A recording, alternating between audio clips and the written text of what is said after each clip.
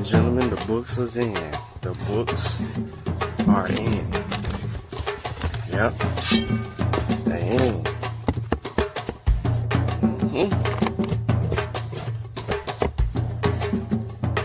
They're here.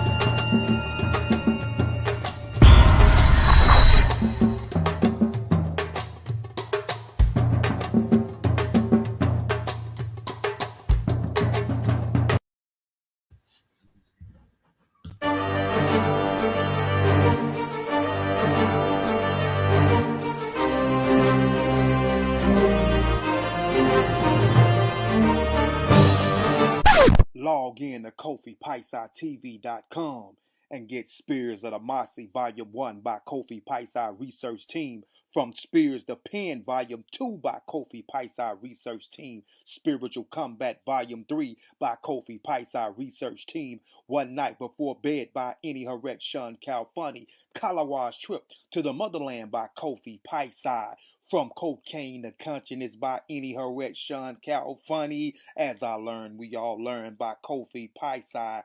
Also, if you want fresh merch, go to our online store, Family Connect Apparel, and get all the brands. Also, get our 54 deck of quiz and educational cards available now on KofiPaisaTV.com.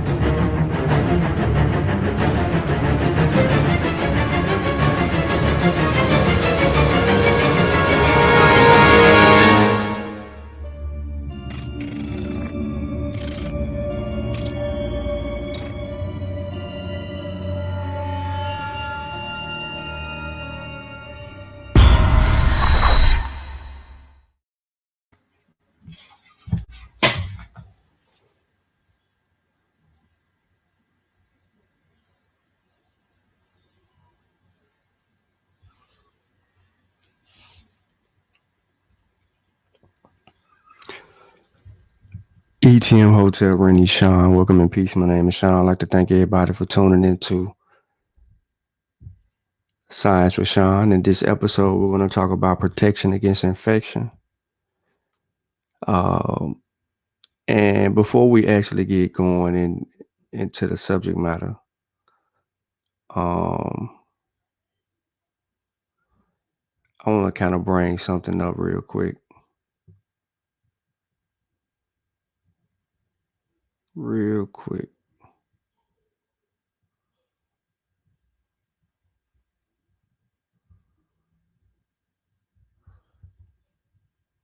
Shipping.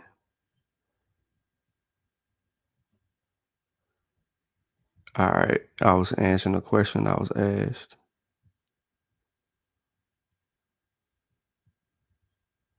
Oh, that's cute. All right. Yeah, so let's do this. Like the show, share the show, tell a friend, man. I know there's a bunch of people in here waiting. I was at work, man. I could have started with work, but I just really couldn't. So I want to say peace to Enigma 9 times 9. DC was good, Keisha was good, Keenan was good, Marlon was good, Pure was good, Teddy was good, Mansa was good, Zane was good, Tika was good, Benita was good, Sutek, Chavis, Robert Rand was good, and everyone else that'll catch the replay of the actual stream. Let's get the likes up, share the show, like the show. You know what I'm saying? We had about 40, 50 people in here last night, 40, 50 people in here the night before that. Let's see if we can get 40 or 50 people in here today.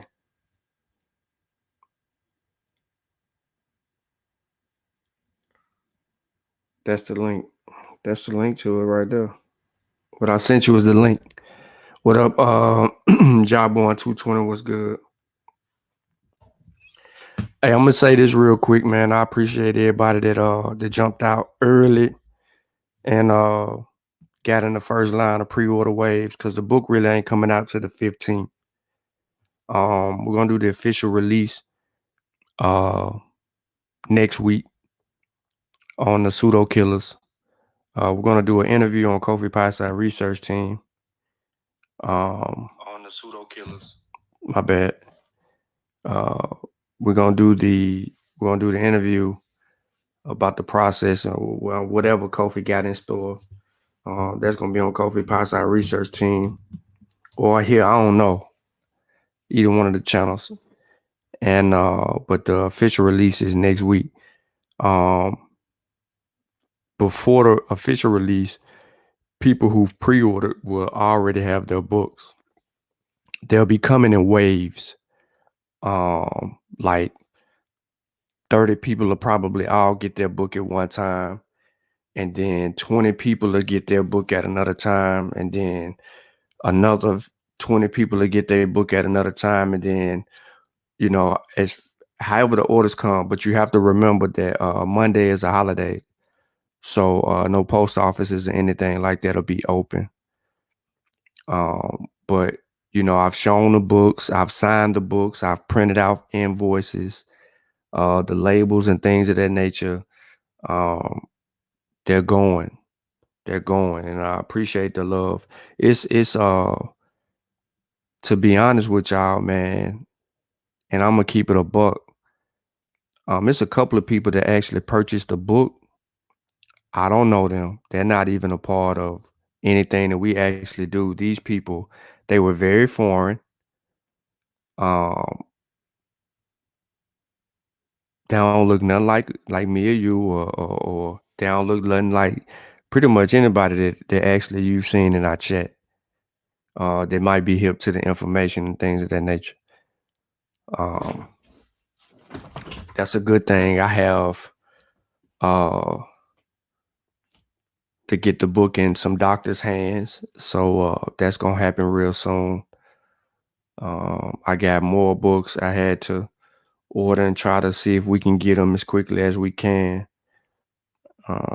If you haven't got your copy, man, I'm just telling you right now, you want to go ahead and pre-order. It's coming.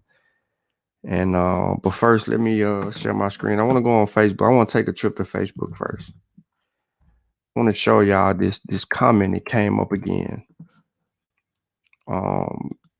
It came up again, but this time from a different person. No. Yeah, I don't know. I think we probably the same person. But let's just deal with it. I want to deal with it. So I want to go back to because that's where the action at. Because if I say something, you know what I'm saying? Like, if I say something, people really don't come to me with the smoke. They stay away from me. So we're going back to the post that we went to yesterday. As you can see, this is showing a book. This is, putting the link out for people to purchase the book. His comments got 24 comments, 69, reactions. So that's dope. That's cool. But the brother Kofi finally spoke. And here's what the brother Kofi had to say. He says, Chavis, what PhDs and science degrees do you have, fam? Because I do need your expert advice. Respect. So he's antagonizing people at this point. He says no degrees yet. Chavis shows him that he's going to the University of the People. and he's doing what he's doing, taking courses and classes in biology and showing his grades, that quiz grades, and he need to get his grades up. However, I said, Kofi, and I think y'all can see this. I said, Kofi, you keep asking about degrees, but if we introduced you to the real PhD in degrees, you dismissed the evidence. So now I'm confused. Also, we do not need a PhD to know. So you look suspect trying to be sarcastic. And then I asked him to show me Dr. Ben, Dr. Clark, John G. Jackson, Sean Burke, Chancellor Williams, Malcolm X, Khalid Muhammad. Show me the degrees of the people whose position you argue all pandemic. Show me if they're qualified to speak. PhDs are inspired by us and commend us. But Kofi, you ain't got to support, fam. That's it. It's not like you ever have, right? And I'm just being a realist.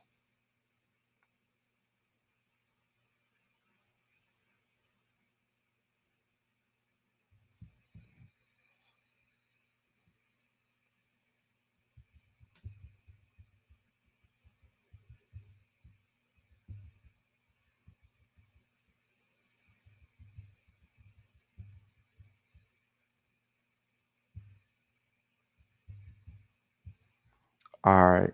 So, and then it goes on, and he responds. He says, it's important that you be an expert in medicine before you give your advice on any aspect. I haven't given my advice to anyone. I follow the science. But not only be an expert, you must have your findings reviewed using the scientific method. So I got him right here because that's all I do. But I haven't replied to him yet. And then he says, once scientist does not make a verified finding, it must be peer reviewed and tested by other scientists many times over. So let me educate him real quick. My bad. And we're gonna do this. You're gonna see me do this live, right?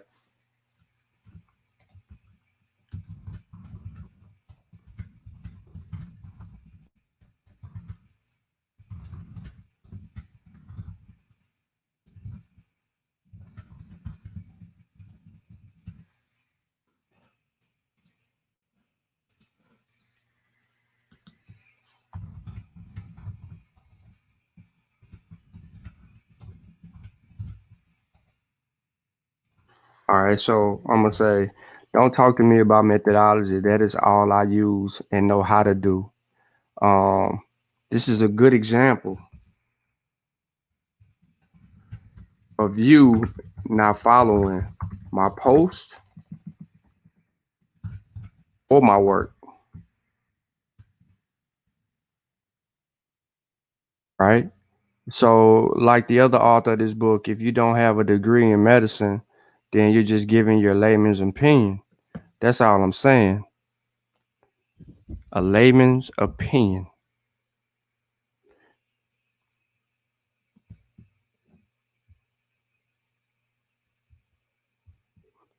Layman's opinion.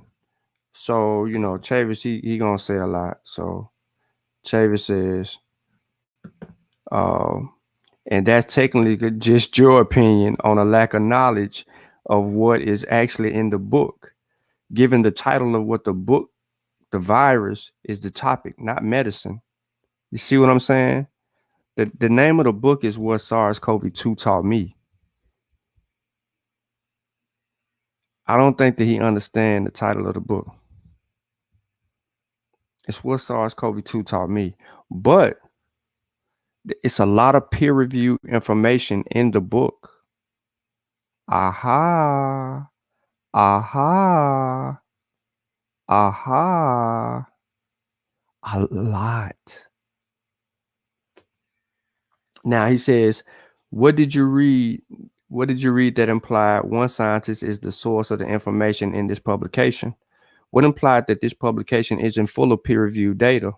Your whole opinion is logically faulty projection that seemingly minimize and characterize an individual's competence in disseminating accurate virological data to those without command. based on whether one has a PhD or not.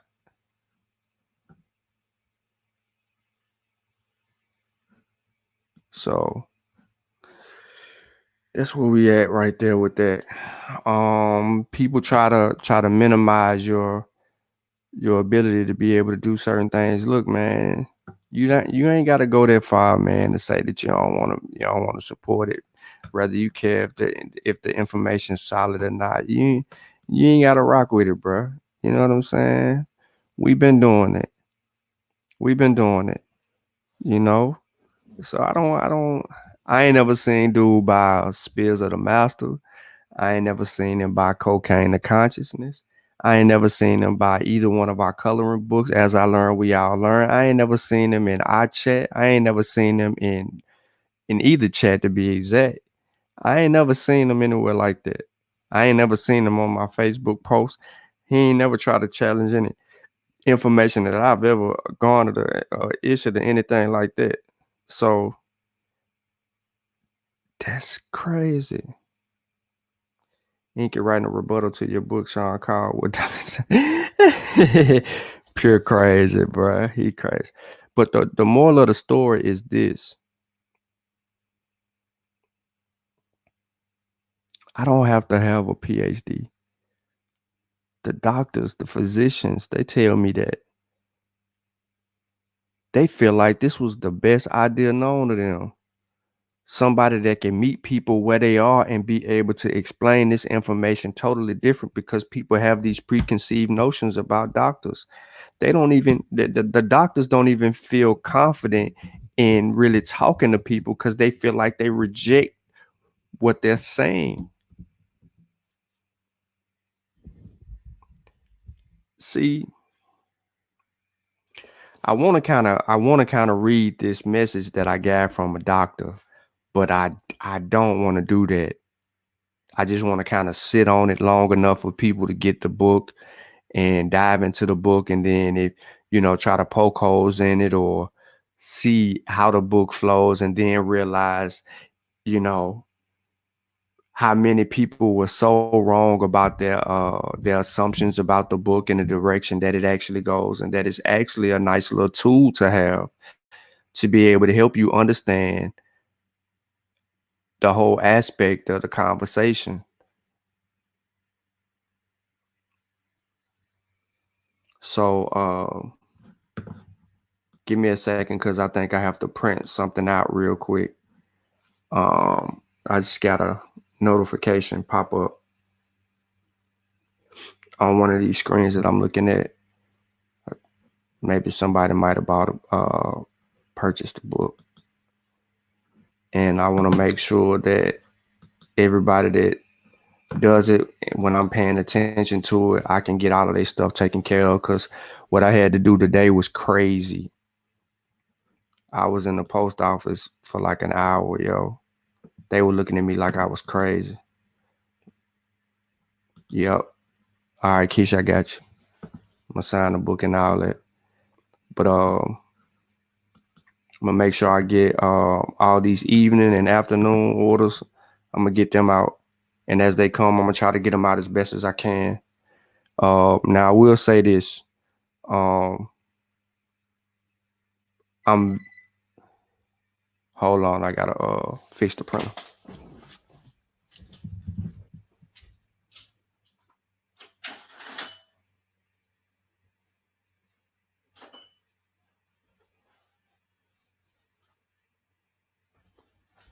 All right.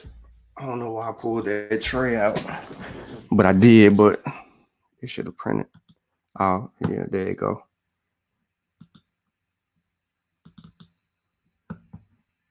So that in itself, just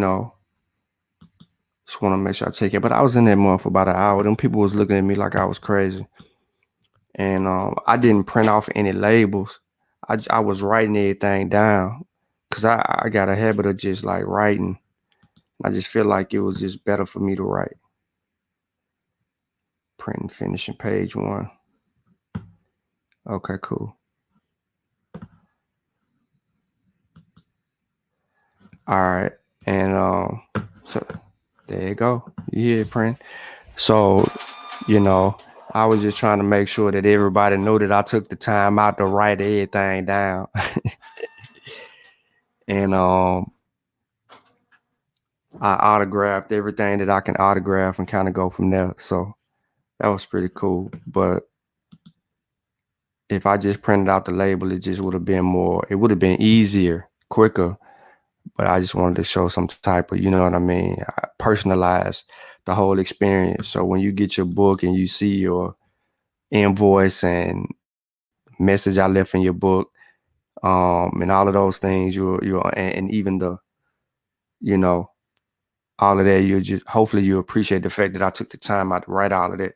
Most people, they don't, they just print out what they want to do and send it to you. So it is what it is. But anyway, man, we in the building. Again, like the show, share the show, tell a friend and tell a friend. Pure Black is having his best moment at the moment. He said Sean make an audio book translated in all Memphis, Tennessee slang. That jump, man. You get that jump cracking, fool. You know what I'm saying? You too green for all that. What up, Kufu? What's good, bro? Good to see you in the chat. All right, so let's get started, man. We here for a reason. We're just trying to learn. So again, like the show, share the show, tell a friend, tell a friend. Let me let my window up.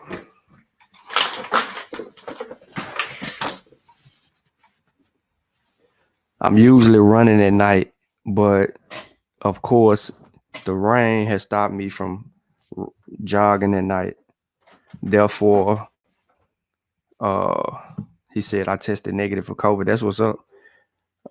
Therefore, I just been going live, but I think it's been okay because you know we've been having some nice little discussions the last couple of nights, last couple of evenings, and we've covered an array of topics. So you know, hopefully we can continue to keep the information coming in, but also, you know, people were real heavy about that last video that we did yesterday because it's got a lot of views really fast. So I don't know how that's gonna turn out or what to be made of that, but a lot of people was expressing their opinions to me in the messenger and things like that. However, we're talking about protection against infection. That's today's title of Science with Sean, and we need to know what that is for vaccinated people. So I was reading an article, and it always started at an article, and this article was published actually yesterday, and it talks about Pfizer's COVID vaccine loses effectiveness against infection over time. And then it made me think about, what are you actually saying? So from my studies and understanding vaccine science and how vaccines work, and you know, what scientists are looking for when they're testing certain things, I've come to some conclusions on my own merit, and then top scientists verify or substantiate my position with data that they have or data that comes out published. And then I realize that's when I realize if I'm on track or if I'm off track. Because if I'm understanding the science and the data correctly, then I'll take a position about that based on all the research that I've done, and without, you know, consulting someone. And then when the experts begin to start talking about the same thing that I've taken a position on, and I see that I'm in line with what they're saying based on the same data that I was reading and studying, then that lets me know that I'm really on my game. I'm really learning and absorbing that information. And all of this wouldn't be 2 years ago. All of this wouldn't be accessible to me. I wouldn't be where I am as far as in my studies and in my research of this information had it not been for the pandemic. Because if it wasn't a pandemic, all of this stuff that I get access to right now, I wouldn't have access. It'll be closed access, and I would have to shove out hundreds of dollars each month to actually subscribe to all of these different journals and things of that nature just to access this same data. So what I'm saying is that when the pandemic hit and they made everything open access, it made it easier for me to study and follow along and develop and grow with the science in real time. Because like I've always told everybody, at the beginning of the pandemic, I was like, this is the first time in our lives and in many people's lives that we're getting ready to bear witness to the scientific method, right? Listen to what I'm saying, because I know y'all done heard me say this before. For a lot of people that follow me, if you've never listened to anything that I said before, I've said this, that this is the first time that we bear witness to the scientific method at hand. That means there's a lot of questions that need answering, and data has to be thoroughly gathered, reviewed, scrutinized, tested, put through rigorous falsifiability, or put through rigorous studies to be falsified. If it stands the test, can it be duplicated, replicated? If it stands the test, then it's accepted. If it's rejected, we get retraction papers. We get, you know what I mean? We get that information in the real time, in the real world. And we've seen every bit of retraction papers, articles being rejected because the data didn't line up. We've even had people who misuse information, regurgitated information, and even people who've manipulated data. We've had all of that. And I said that this is our time to see the scientific method at work. This was going to seal the deal for us. This was going to put methodology to test. All right, so I was looking at this article, reading the article, Pfizer's COVID vaccine loses effectiveness against infection over time. And the first thing that jumps out to me would be, well, no, it really doesn't lose effectiveness unless you're talking about the booster shot. As far as the memory B and T cells, right from the initial onset of the vaccination that the immune system was first trained against, we haven't really allowed our memory B and T cells to reveal themselves in this fight against this virus. Everything's been about protecting the initial vaccination with boosters and not getting to the point to where we can test it later on.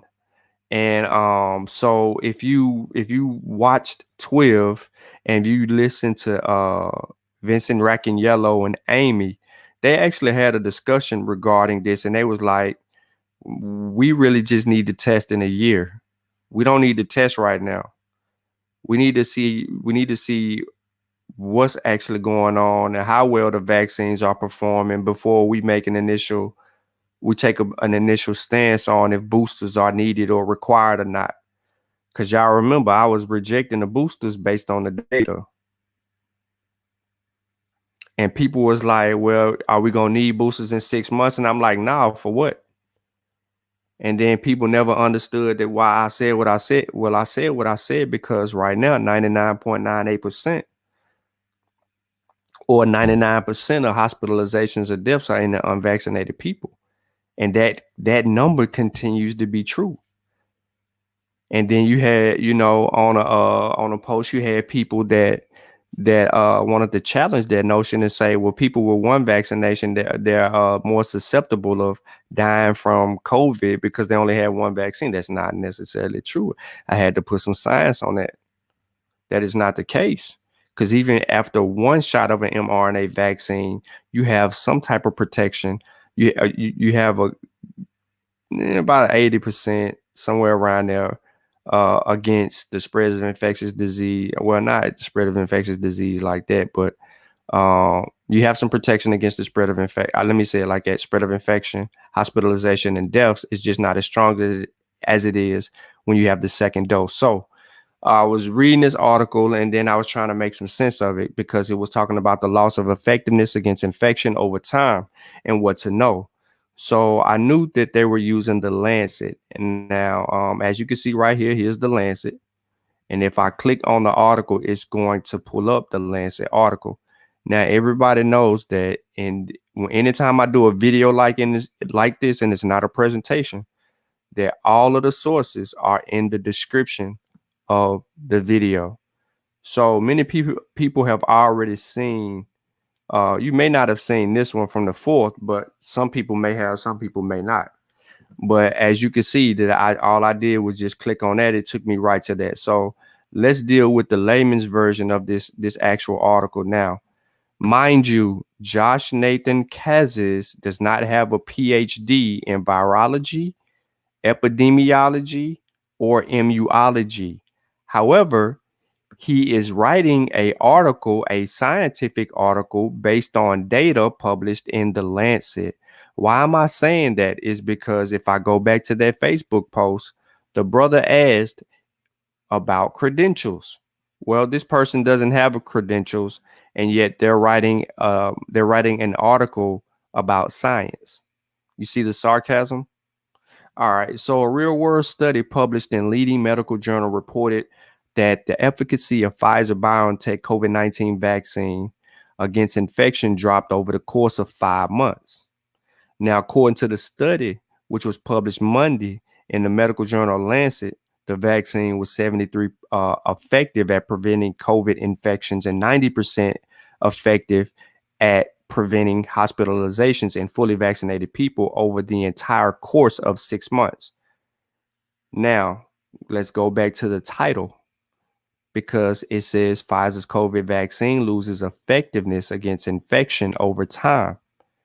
But then we just read that in the Lancet, right here, the Lancet, the vaccine was 73% effective at preventing infection.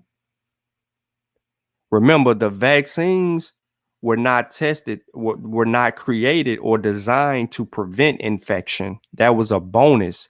If it prevented infection at any rate, that was a bonus. The vaccines were designed to stop the spread of infectious disease, hospitalizations, and death.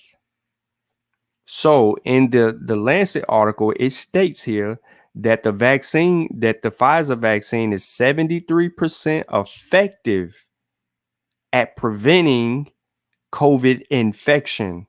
That means an infection from disease. That's a bonus. Okay. And 90% effective at preventing hospitalizations.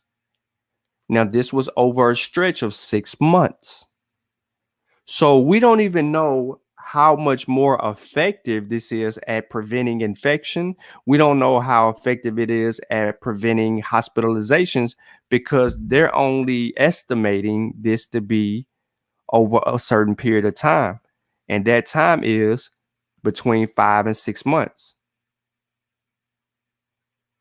Because we got 5 months here in the onset, and then we got 6 months here in the onset.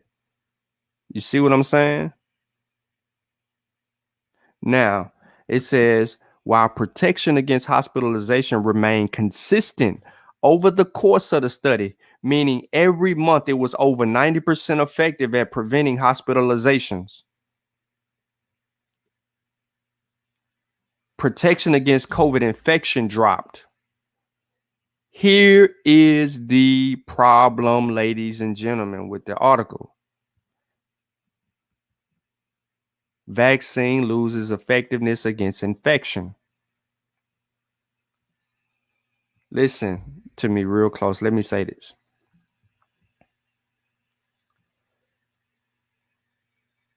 We've never stopped being infected by other viruses that we've been vaccinated against.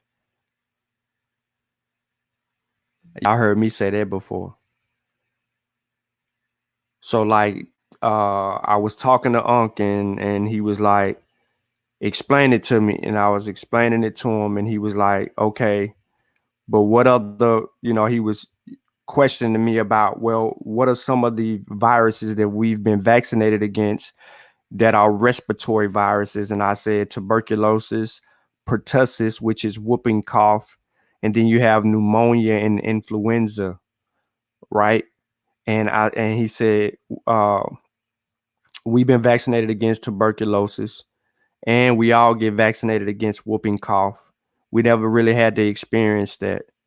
You have some people that have been vaccinated against pneumonia, and influenza. So people who get flu shots a few times a year. So he was like, when we're explaining this to the people, we got to find a way to make it stick. And you might hear him say this again if you're not tuned into it, but you know what I mean? But he may say it in a different way. So what we were actually building on was the simple fact that when people get a so-called breakthrough infection or an infection from a particular virus, such as tuberculosis, pertussis, and etc., y'all don't go to the doctor or go to a clinic and get tested to see what you've been infected with, because you've been vaccinated against those viruses, but the reaction from those infections is very minor. It is similar to a common cold. So you like, yeah, I got like a little sinus infection or a head cold or something like that. That's a virus, right?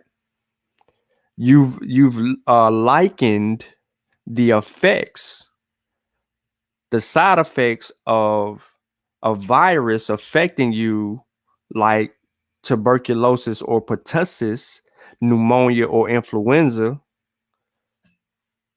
to that of a common cold. So your symptoms from that breakthrough was reduced. I hope y'all catching what I hope y'all picking up what I'm putting down. Right? We building right now. So for us, right? Our understanding is that we know these viruses haven't went anywhere because they're still vaccinating children when they're born. They still get TB vaccines. They get the whooping cough vaccination, and then they get a host of other vaccinations, right? But think about TB and whooping cough or pertussis. Those viruses, they still vaccinate against those viruses, meaning that we're still being, this is how you know that the viruses ain't going nowhere. We're still being infected by them. We just don't have no reaction to them. And if we do have a reaction to them, it's an asymptomatic or it's a very mild or rare reaction to it. And we dumb it down to a cold. That shows that those vaccines that we had early in our childhoods and later on in our adult lives work, because it's stopping the spread of infection, reducing hospitalization, and preventing death. Go look and see how many people die from whooping cough or TB and the other respiratory viruses. Go look. Big numbers before a vaccine. However, back to the article. So when it says, while protection against hospitalization remained consistent over the course of the study, protection against COVID infection dropped over time. So the booster shot is all about protection against infection. Not necessarily not everything else. So you want the vaccine to stop the infection 96% of the time, 94% of the time, no matter which variant. But that's not how all the other viruses and other vaccines that were made work. Anywho, So it says effectiveness against infection was 88% during the first month after a person was vaccinated. So everybody that received Pfizer, once you received the Pfizer vaccination, you had 88% protection within that first month. That was your strongest onset, the first month. And then it says, but dropped to 47% after 5 months, according to the study. Now I want you to go back to the flu. The flu vaccines was the last flu vaccine was like 39% infectious. That was real low, but they still kept administering vaccines, and it could be because vaccine rates were low. People were social distancing and wearing masks. So there was preventative measures out there that slowed down the flu virus from circulating and doing previous year's numbers. Okay, I can understand that. But now remember, this is just Pfizer. This has nothing to do with Moderna, which is still rolling strong. This has nothing to do with Johnson & Johnson. This is strictly Pfizer. So it says the author said that the spread of the Delta variant wasn't responsible for the drop in efficacy against infection over time. That's what the author says. Now, some people, that would be a question, right? That scientists would want to scrutinize because they didn't see a change in efficacy until the Delta variant emerged and became the dominant variant among all SARS-CoV-2 or among the original strand. Now, remember, there's only one strand, and then you have different variants of the one strand. All right. So it continues. It talks about the pill and all of that, but I'm gonna stop right there. So that's this article before it goes in a whole different direction to everything else.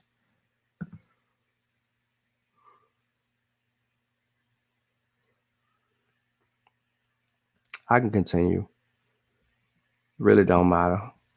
It says the study found that the effectiveness of the vaccine against infection caused by the Delta variant was 75% over the course of the study, following a 93% in 1 month to 53% after 5 days, 5 months.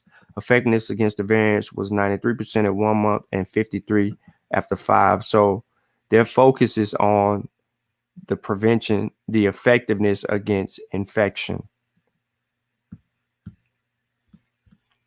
All right. Now I can go into the actual published article where it's talking about the Pfizer vaccine. We know this BNT 162B2. That's Pfizer all day, every day. And we can get right into the study and deal with the findings and its interpretation. And then, we really ain't got to go too much beyond that point. And the study was between December 14, 2020 to August 8, 2021. So that's a year's worth of data there. And they looked at a lot of people in this particular study and then moved on there. They even got a table on set here for the baseline characteristics.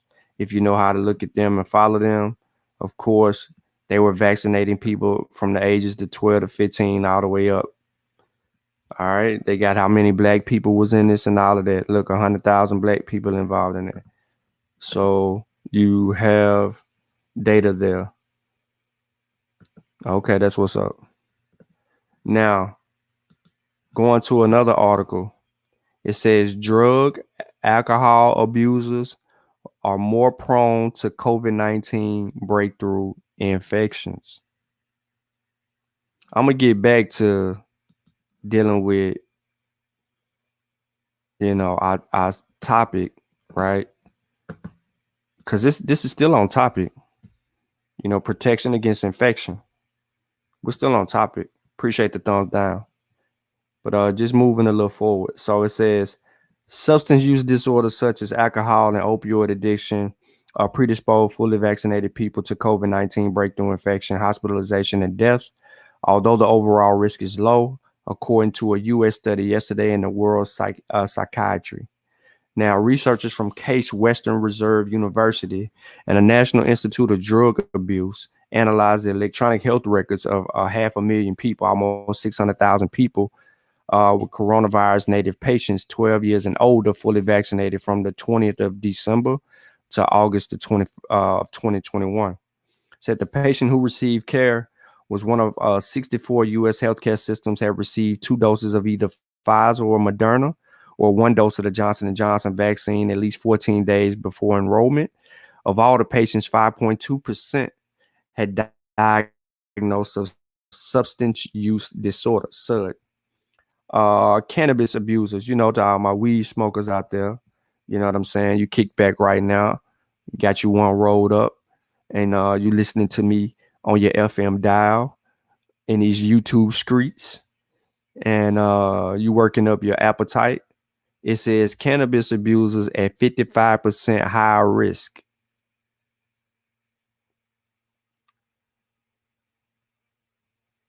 Now, of SUD patients, the risk of breakthrough COVID-19 infection ranged from 6.8 for patients with tobacco use disorder to 7.8 for those with cannabis use disorder, both significantly higher than 3.6 in the non-SUD group. The risk remained high after control for age, sex, ethnicity, and vaccine types for all subtypes except tobacco use disorder, and was highest for those who abuse cocaine and cannabis. Now, this was despite the relative youth and the greater chronic disorder burden from the latter group, which the study authors said could be due to the effects of cannabis on the lungs and immune function. He said that's why we vax, because we're at higher risk. Get the fuck out of here. He said when researchers match patients with and without SUD for chronic conditions and adverse socioeconomic determinants of health, the risk of breakthrough infection was not different except for those with cannabis use disorder who were still at 55% higher risk. All subgroups of patients who received the Pfizer vaccine were at higher risk for breakthrough infection than those with Moderna, M-gang. All right. So if you're going to roll up, you better have the Moderna in your life. Now, breakthrough infections greatly increase the risk of poor outcomes, regardless of SUD status. The risk of hospitalization among vaccinated SUD patients was 22.5% in the breakthrough group, compared with 1.6% in the non-breakthrough group, and the risk of death was 1.7% and 0.5% respectively. Among vaccinated SUD patients, no significant age, sex, or ethnic disparities were identified. Now, they also talk about the role of comorbidities, which always play a big factor into immune protection, right? Because people with comorbidities are more susceptible to being compromised and having harder times to actually create some type of immune response and have protection against deadly pathogens. However, I'm not going to get too far into the data regarding that. I just wanted to bring that up because, a lot of my people in the chat right now, they like to roll them big fat ones. They be looking like Boosie in his Vlad videos. All right, so I wanted to go back to this wanting protection that was published in we got the Lancet, and now we have the New England Journal of Medicine. Y'all know I'm known for going to New England Journal of Medicine and dealing with some things, but this study is about the infection in Qatar. This has nothing to do with the U.S., and I'm really only going to read the results and the conclusion from this particular article because they are important. Actually, let me go ahead and tell you a little bit about the background of it. So, the focus was wanting the vaccination protection against severe acute respiratory syndrome, or what we know as SARS-CoV-2 infection or coronavirus disease, which is COVID-19, what we know. So we know SARS-CoV-2 is the what? Virus. And COVID-19 is the what? Disease. All right, it says the persistence of Pfizer BioNTech vaccine effectiveness against infection and disease in Qatar, where the B1.351 or the Beta and the B.1.617.2, the Delta variants, have dominated incidence, and polymerase chain reaction (PCR) testing is done on a mass scale. It's unclear. All right. So it says here that the estimated Pfizer effectiveness against SARS-CoV-2 infection was negligible in the first 2 weeks after the first dose. It increased to 36.8%, 95% confidence intervals of 33.2 to 40.2 in the third week after the first dose, and reached its peak at 77.5% in the first month after the second dose. Effectiveness declined gradually thereafter, with the decline accelerating after the fourth month to reach approximately 20% in 5 months to 7 after the second dose. Effectiveness against symptomatic infection was higher than effectiveness against asymptomatic infection, but waned similarly. Now, variant-specific effectiveness waned in the same pattern. It says that effectiveness against any severe, critical, or fatal case of COVID-19 increased rapidly to 66.1%.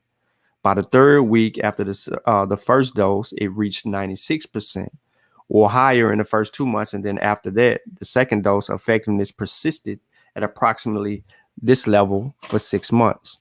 The conclusion was that the Pfizer-induced protection against SARS-CoV-2 infection appeared to wane rapidly following its peak after the second dose, but protection against hospitalization and death persisted at a robust level for 6 months after the second dose. You see what I'm saying? There's a method here. No matter what article that we're reading or what study that we're paying attention to, hospitalizations and death, protection against hospitalizations and death, the numbers remained high. As long as hospitalizations and death aren't wavering, why do we need a booster shot? It is because they want to reduce the amount of people having an infection. But you're going to continue to have people that have an infection. The thing is to minimize the spread of that infectious disease so that it does not hospitalize us, or it does not put us in a place where we don't want to be. So we go on to the Journal of Nature. So now you've seen Lancet, you've seen Minnesota, right? You've seen in Minnesota. This is a good one. CDRAP, University of Minnesota Center of Infectious Disease Research and Policy. You see that. You've seen New England Journal of Medicine, and now we're in Nature. So we're dealing with the high-level journals and articles. We're not dealing with just certain type of news media outlets and things of that nature. We're actually dealing with what the scientists, whether these scientists be virologists, epidemiologists, or immunologists, we're dealing with what they're dealing with, because they're having to, read, publish in these journals, and then they're also being challenged in these journals and so forth. So they're being challenged before they make it to these journals. So it talks about COVID vaccines cut the risk of transmitting Delta. That was one of the conversations that also had been held on Unc's Post, but I really didn't put this source in that conversation, because even if I drop a source, not everybody's going to read the actual source. And even when we're talking about it, things like that, most people don't even really care to understand it.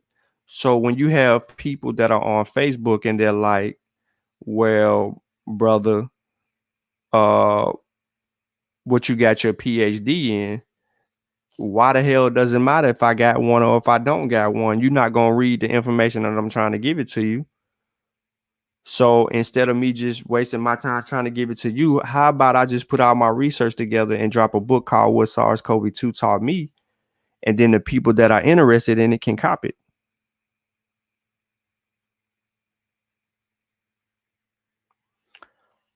I don't know that 220, because I wasn't looking for the answer to that.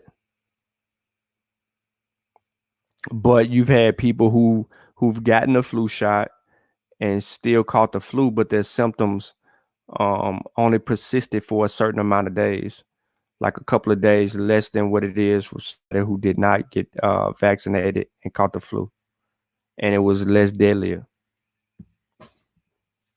All right, so the first study to look directly at how well vaccines prevent the spread of Delta variant and SARS-CoV-2 brings good news and bad. Here's why. The study shows that people who became infected with Delta variant are less likely to pass the virus to their close contacts if they had already had a COVID-19 vaccine than if they haven't.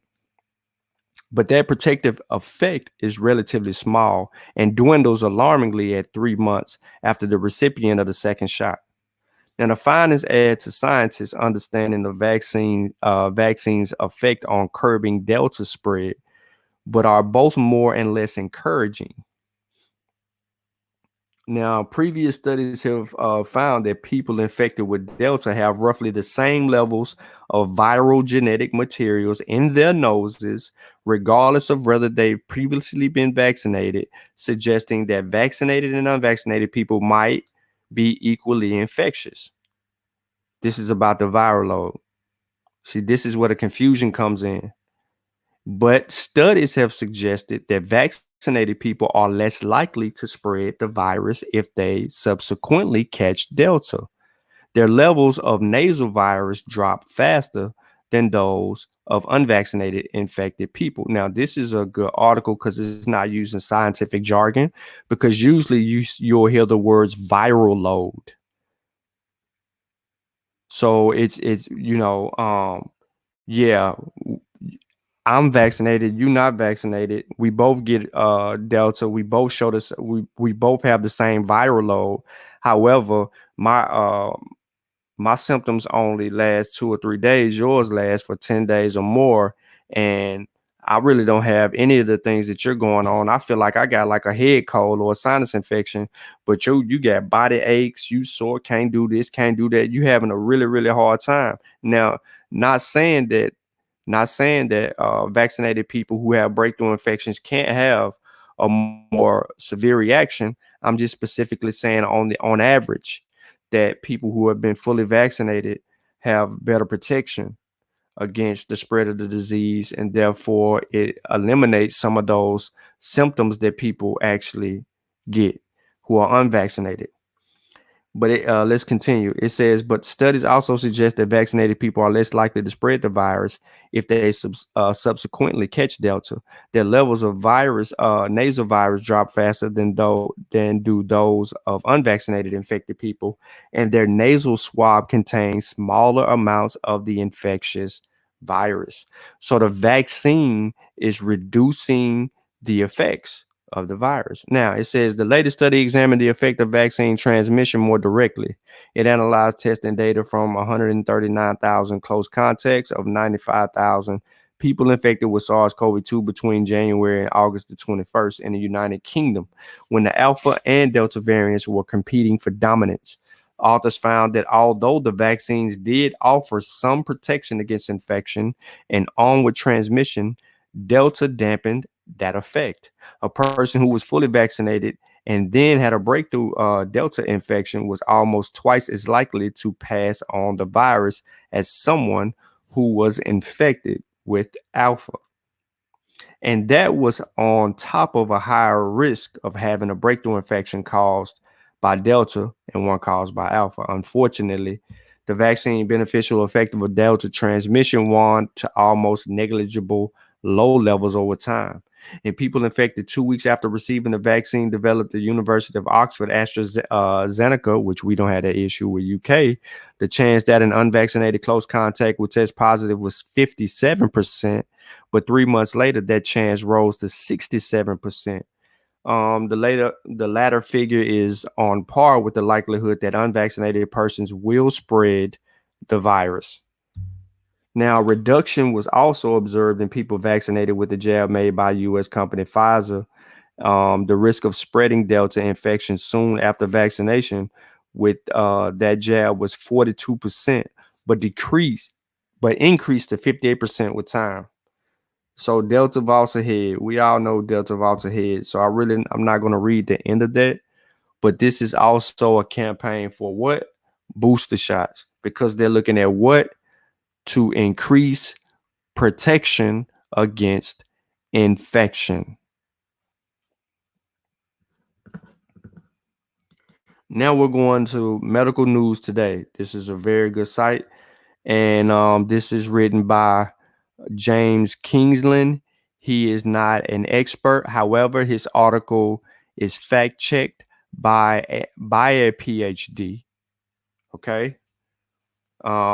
Which is Alexandria Sanfins, which usually does a good job at being the fact checked representative on numerous articles published by Medical News Today. And I know that because I have sourced Medical News before, and I read a lot of information from Medical News, and I got some information actually in my book regarding Medical News. However, the article states that vaccine gives hybrid immunity.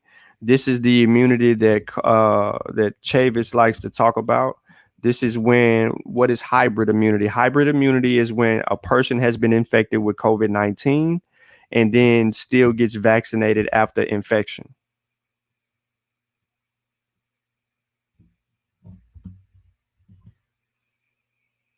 She said that was why I asked. I don't know. I don't look at that, but it ain't really that many people. Okay. So again, hybrid immunity is a person who has been infected. Let's take the Israel study, because that was the third thing, hybrid immunity. It is when a person has been infected and then got vaccinated. They are afforded the best protection. They survived the natural infection and then they got vaccinated. So there's 3 bullet points here, and then we'll kind of like skim through the actual article. It says research says that people who have had COVID-19 and later received the first dose of mRNA vaccine developed exceptional immunity against a wide range of variants of the virus. It says these individuals could have even have some protection against similar viruses that may jump from animals to humans to cause future pandemics. In people who had not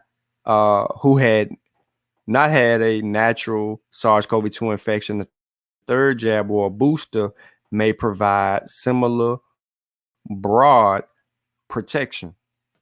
It says 2 years after the pandemic, Wuhan, a growing body of evidence suggests the human immune system of some individuals, with the help of vaccines, has gained the upper hand against the virus. I'm going to say that again. Since the onset of the vaccine, a growing body of evidence suggests the human immune system of some individuals, with the help of a vaccine, has gained the upper hand against the virus. Several studies found that people who recover from infection and later receive the first dose of mRNA vaccine develop strong immunity against a wide range of variants of SARS-CoV-2, the virus that causes the disease COVID-19. Furthermore, these individuals appear to have good protection against related coronaviruses that could cause future outbreaks. Scientists have used the term hybrid immunity to refer to the immune strengthening effect of exposure to infection followed by vaccination. As I said earlier, they have drawn this metaphor from genetics.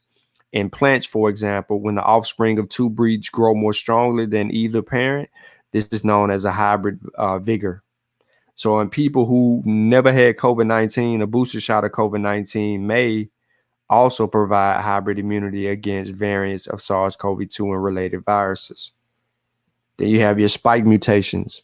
In one of the most recent studies, scientists created a virus that contained 20 naturally occurring mutations of the spike protein of SARS-CoV-2, which is the protein that the virus uses to break into the cells. Now, if you've watched my video on ribosomes, when I get to the point of talking about the vaccines, we have bear witness to what actually transpires with the protein and how that spike is relevant and so on and so forth. And these antibodies were also effective against 6 SARS-CoV-2 variants of concern, including Delta and Beta. In addition, they neutralized several viruses in the same family of coronaviruses known as the Sabrecore viruses. They usually infect bats and pangolins. Now, antibodies for these individuals also neutralize SARS-CoV-1, which the coronavirus that caused SARS outbreak 20 years ago. The paper was originally a preprint, but it is now Nature. So you can go to Nature and read the actual article. Remember what Unc said about preprints. We're not supposed to take medical advice from preprints. This is only a preprint. And then once it is scrutinized and been peer reviewed, then it's published in a journal. Then we can accept that as law. Now, in that article, one of the authors argued that hybrid immunity develops in people who had COVID-19 early in the pandemic and are then vaccinated 6 to 12 months out. Wu Jiawu, you are still on the clock, my guy. Where that vaccine at? Now, when SARS-CoV-2 infection itself is thought to be quite short-lived, it is likely that some viral proteins and possible even some infected cells persist, perhaps even for months. He explains that it gives the immune system the chance to optimize and diversify its antibodies to recognize a wide range of variants. Vaccinations then boost the levels of these antibodies, he adds. One could reasonably predict that these individuals would be quite well protected against most and perhaps all SARS-CoV-2 variants that we are likely to see in the foreseeable future. Because if we don't get enough people vaccinated, we're going to trigger a new variant, which may be stronger than the Delta variant and could evade the immune system and affect more people, causing more deaths, hospitalizations, and possibly shutdowns. The article continues and it talks about antibody stockpile. Remember, this is about hybrid immunity, so they're giving the benefits of hybrid immunity. They're actually telling Wu Jiawu to go get vaccinated, bro. You're going to have the best protection. This is what this is saying. It's saying, Saber Wu Jiawu, you got infected in January against a totally different variant, more so likely to be beta. However, because you got infected by that, bro, you need to go get Moderna. When you get Moderna, we're going to give you even better protection. You're going to have protection better than your students, your colleagues, and of course, all the people who've been naturally infected and survived the natural infection and think they just got immunity for the next 15 years. So it continues and to make a plea to Wu Jiawu when it says that the study highlights the importance of vaccinating people who have had COVID-19 in order to give them immunity to new variants. In an accompanying comment article, the virologist Shane Crotty, PhD from Loyola Institute, says that a type of immune cell called a memory B cell is responsible for hybrid immunity. Y'all quit laughing at me, man. Y'all know I'm teasing Wu Jiawu. He know I'm teasing, and he listening. But he, for real, he gonna have the dope. He gonna have the dope hybrid immunity. Y'all can't touch it. We can't touch it. But the article is making an argument for my Saber to go get vaccinated and quit being on the waiting list. He probably already is vaccinated though. We haven't seen Wu Jiawu in a while, so maybe when he step out, you know what I'm saying, he tell us about his experience and all of those good things. So let's move on to the next article. So there's this is the Wiley online library, wiley.com. In this it is talked about the increased risk for COVID-19 breakthrough infections in fully vaccinated patients with substance use orders in the United States between December and August 21st. Now, remind you, this is the same article that we just went through, but I have it here. Remember saying this word right here, SUDS. This is really just the legwork on the other article, and I'm not really going to read it. Y'all know I like to suffocate sources, meaning that I'm just not going to have one source to argue from. I'm going to give you multiple sources to strengthen my position and my argument. And it's just going to wear you down with the information because you're going to tell me that although you don't have a PhD, that I don't know what the hell I'm talking about. And then I'm going to show you that I know what I'm talking about by providing you with substance sources that back me up after I've already went from the dome, especially regarding this. All right, so transitioning to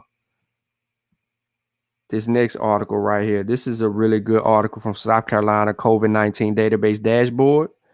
It was updated Friday, October the 1st. I'm going to skip over some of the stuff at the beginning, and I want to deal with some of the data that you see right here regarding these breakthrough infections.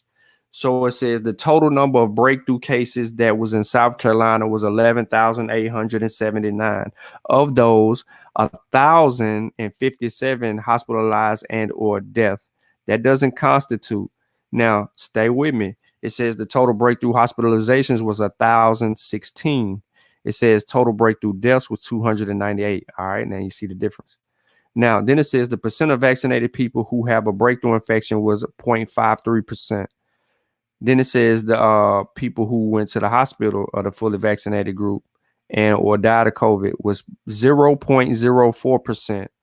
Then it says percent of fully vaccinated people who were hospitalized with COVID was 0.04%.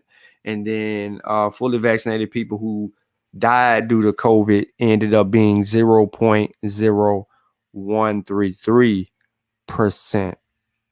Now, remember, this data is solely regarding what we're talking about, breakthroughs and things of that nature. So I felt like this was some pretty good solid science.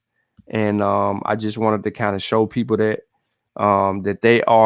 each state is actually tracking this data to make it substantial.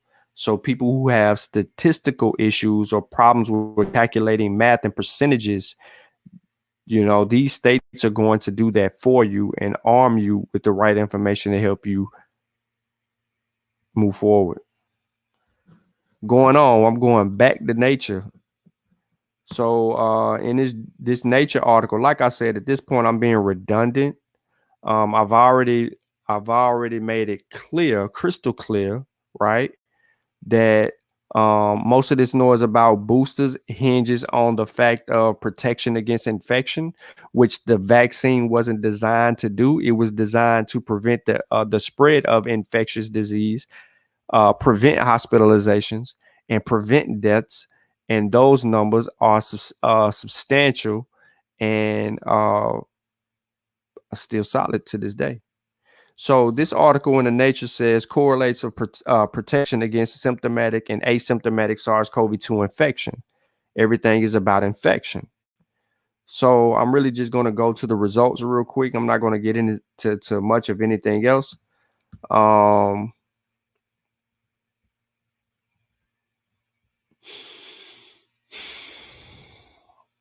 don't even want to read this, man. I ain't gonna give y'all this. I left it in the chat. I ain't gonna give y'all this because this ain't doing number being even more redundant.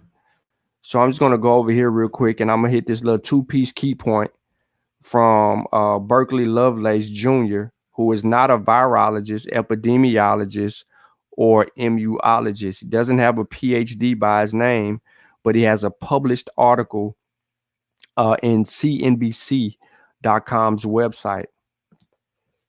Let me get some water. So it says here, we're back to Pfizer. This is the same thing that's basically stated right here in this article. I'm just giving you a different view. And remember what I said initially, I exhaust sources. So if you know I do this in my presentations, in my book, I gotta have hella sources. And hell yeah, I got peer review information in my book. I'm coming with the coming. All right, so I don't want to regurgitate this because this is dealing with the same thing. And as you can see, based on the bullet points, it talks about the effectiveness of the vaccine against non-Delta variants and then against Delta variant. Last but not least, there's some key points here in the article written by that was published on the CDC website. as of September, and it's talking about just a science brief on vaccines and vaccinations. And I just want to talk some key points here. And y'all may have seen this before, but all COVID-19 vaccines currently approved or authorized in the United States, Pfizer, Moderna, and Janssen, are effective against COVID-19, including against severe disease, hospitalizations, and death. Available evidence suggests the currently approved or authorized COVID-19 vaccines are highly effective against hospitalizations of death for a variety of strands, including alpha, beta, gamma, and delta. Data suggests lower effectiveness against confirmed infection and symptomatic disease caused by beta, gamma, and delta variants compared with the ancestral and alpha variants. Ongoing monitoring of vaccine effectiveness against variants is needed. And as we can see, they're still monitoring this. Limited available data suggests lower vaccine effectiveness against COVID-19 illness and hospitalizations among immunocompromised people, which we know. In addition, numerous studies have shown reduced immunologic response to COVID-19 vaccination and among people with various immunocompromised conditions. Last but not least, it says, well, the last two bullet points, it says the risk of SARS-CoV-2 infection is fully vaccinated people cannot be completely eliminated as long as there is a continual community of transmission of the virus. Early data suggest infections in fully vaccinated persons are more commonly absorbed with the Delta variant other than any other variant. However, data shows fully vaccinated persons are less likely than unvaccinated people to acquire SARS-CoV-2 and infections with the Delta variant in fully vaccinated persons are associated with less severe clinical outcomes. Infections with Delta variant in vaccinated persons potentially have reduced transmissibility than infections in unvaccinated persons, although additional studies are needed in the area, rightfully so. This update science brief synthesizes the scientific evidence supporting the CDC's guidelines and will continue to update as more information becomes available. So they're letting you know that. So this whole notion of protection against infection hinges on the fact that of the panic mode of people needing or wanting a booster shot. But if you got Moderna, you still have so much solid protection, you don't need a booster shot. Because the vaccines are preventing hospitalizations and deaths and the spread of infectious disease, you don't need a booster shot. Because you just finally learned that, for some people, not all, you just finally learned that the vaccines prevent infection, which is a bonus. You don't need a vaccine. Even if the protection against infection dropped down to 40 or 30% after a year, so freaking what? What is it preventing? Is it still preventing hospitalizations and deaths at the 90% clip? Because that's more than me getting a little sinus infection or a head cold or me having my sinuses draining down my throat and I'm having trouble talking or something like that, or develop some type of light strep throat, and then that only lasts for 3 days or 2 days, 2 to 3 days, and then I'm back to normal and I go test myself again, and then the virus is out of my body. Like, I wouldn't care. But see, this is the type of scientific data where, this is the type of studying that has to be done, because epidemiologists, they got to track all of this stuff down. They got to monitor the virus and how it's spreading and what it's doing in the population, while immunologists are administering the vaccine and more concerned with how effective it is after it's been administered. And then they're trying to answer questions regarding how long is this immunity or this immune response in this vaccine going to last.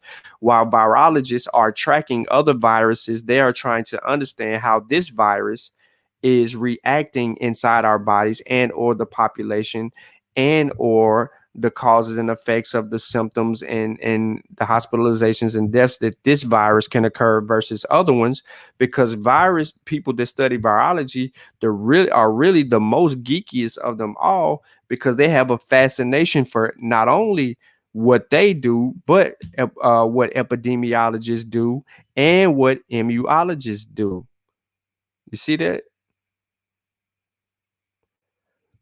I just basically defined each field of study and how they all cohesively work together to bring us the data that we need in order for us to make an informed decision to protect ourselves against a novel pathogen that has killed over 700,000 people. That's more than any other pathogen in the United States has done. That's more than the Spanish flu. And the numbers is at 2,000 deaths a day. And we have a vaccine that prevents the 2,000 deaths.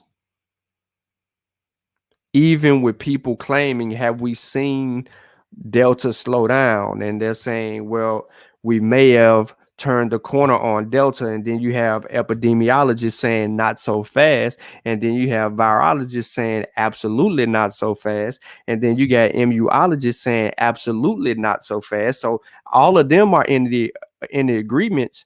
But then the media comes out and then they put out some stuff and they say certain things, and depend on which political party it is or that source that comes out, or if it's not Dale Bigtree and all the other pseudos that bring up stuff for the Kennedys and the Rizza Islams,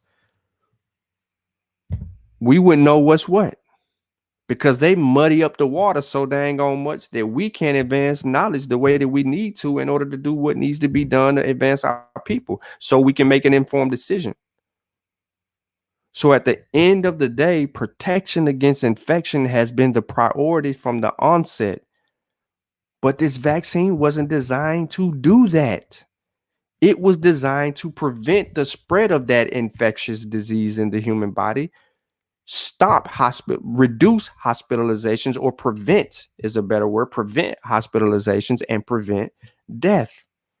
So now I'm going to take you to YouTube.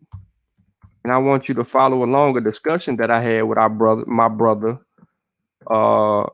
He may be in the chat, but he just ain't comment no more, because he was pissing me off. Our brother Robert. And I asked him, I just asked straight up, I just got tired of I got tired of going back and forth. And I just asked him, like, why are you here, bro? So there's 4 comments he's the only one that commented. There's 3 comments, and I'm overloading some of these comments, but we're going to just look at this because we just talked about the protection against infection and all the other things. And I want to kind of bring all of this around full circle. So he says he's still not getting a vaccine. He says this a day ago. Now, remember, this brother was questioning us on the Dagger Squad, Pseudo Killers, Kofi Paisai Research Team, and the Mossy Warrior Clan. That's 4 different platforms. And he would even join, if I put the link in the chat, he would join the panel and he would talk. And he would ask the same questions that we answered over and over. This is the older guy, y'all. This is the older guy. I will. Yeah, I will. I'm going to drop the link. We can handle that in a minute. So I'll let y'all handle that. So he says he's still not getting the vaccine. Now, initially, when the vaccine rolled out, he had questions about the ingredients and the synthesis of the messenger in the vaccine. He didn't want to put some type of synthetic messenger in his body. He was saying it was going to make him a robot and do all these other things. So we kind of beat that up out of him. Well, what we think we did, we thought that we was beating it up out of him, but he would come up with more ridiculous things that he wanted to keep questioning and then try to call things in the other things in the question and have a new claim every other day or every other time we had this conversation. But ultimately, even after answering all his questions and showing him the data, he still says to this day, now he finally says it. He didn't say it before. Still not getting the vaccine.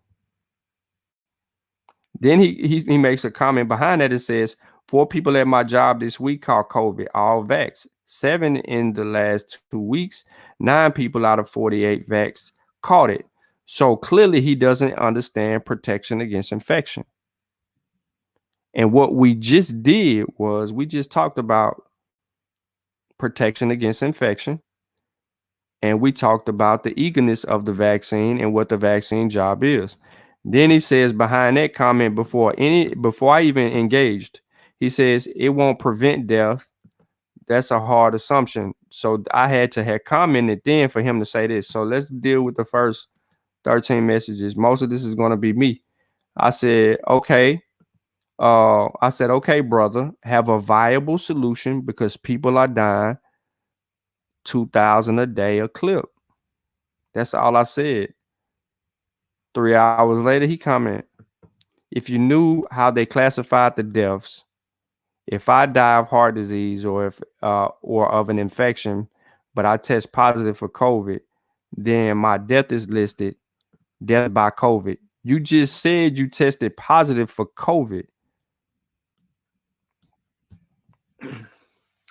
So I didn't really want to address what he said because he really is contradicting himself. So let me explain it to y'all, since this is an actual learning experience. When the disease spreads in the body, it attacks all 10 of your organs. It could induce a heart issue and make it a heart problem. You're not going to have a heart disease.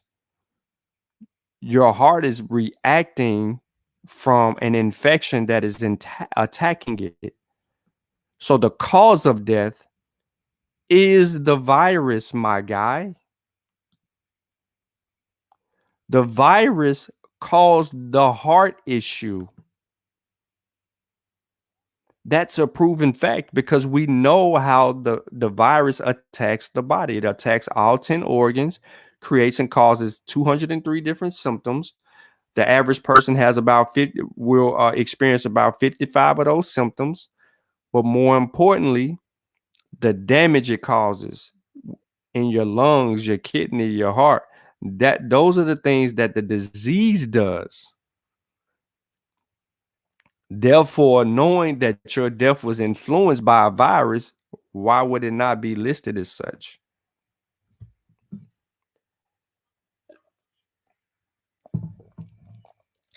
Let me continue. Then he says, where are all the other deaths at? Where are the pneumonia deaths? Do you know that COVID causes pneumonia? What about the cancer deaths? All we got is COVID deaths. Do a show on how COVID. Now he want me to do a show. Do a show on how COVID deaths are reported. Then do a show on all the people suing the hospitals for labeling their loved ones COVID death, and they are losing insurance money. How the hell you losing insurance money, bruh? If you die, your insurance money paid. COVID just came out, bruh. They ain't making you sign on new paper saying this, that, and the third. Now let me address this stupid.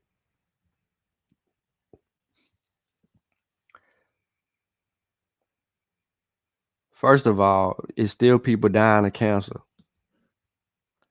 It's still people dying from some form of pneumonia, whether COVID related or not. It's still people dying from gunshot wounds. It's still people dying from heart attacks. It's still people dying from car wrecks, freak accidents.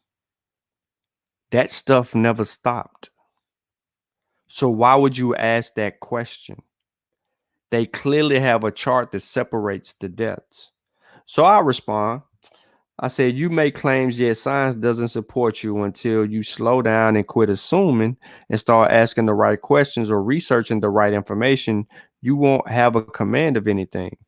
This is about your literacy level and educational gap you can't make up. And then I says, all the other deaths are reported. What are you, blind now? You making up stuff. He laughs. He says, I completely understand the science. You're making assumptions of what I know. If he understood the science, he wouldn't have made the claims that he actually made ahead of time, or the assumptions of those things that he mentioned ahead of time. So he doesn't understand that. Says, I'm going odd. I don't know what that means. Off what you said in the video. Fact is, vax people will catch the virus and spread it. Robert, I just gave data that refutes you right here. Then it says, facts are all COVID related deaths aren't from COVID. Robert, I just refuted you again. Fact is, you can die from it even if you're vaxxed. That's all I'm saying. And I don't need it. I've been around all these infected people at work. My wife had it. My best friend, now you being stupid. Best friend had it. And we all smoked together, ate dinner. This is you being stupid right now. Now you sound dumb. I had COVID-19 last April. And only felt bad for 3 days, but I'm healthy, no underlying conditions. I'm not anti-vax. Shit, we need something. America is the most unhealthy country. See what I'm saying? See what I'm saying? Then he says the NCHS statement broke down the death certificate mentioned in COVID-19 for 94% of the people who had COVID-19. I also had other conditions listed. COVID-19 alone was the cause of death for 6%. That's crazy, bro. Because I went on the website and it don't say it, bro. Because in 2020 there was 353,000 COVID deaths, bro. And then they still had high blood, cardiovascular and the other deaths ahead of COVID, bro. The excess death rate was 353,000, my guy. And it actually should be more because there was an undercount.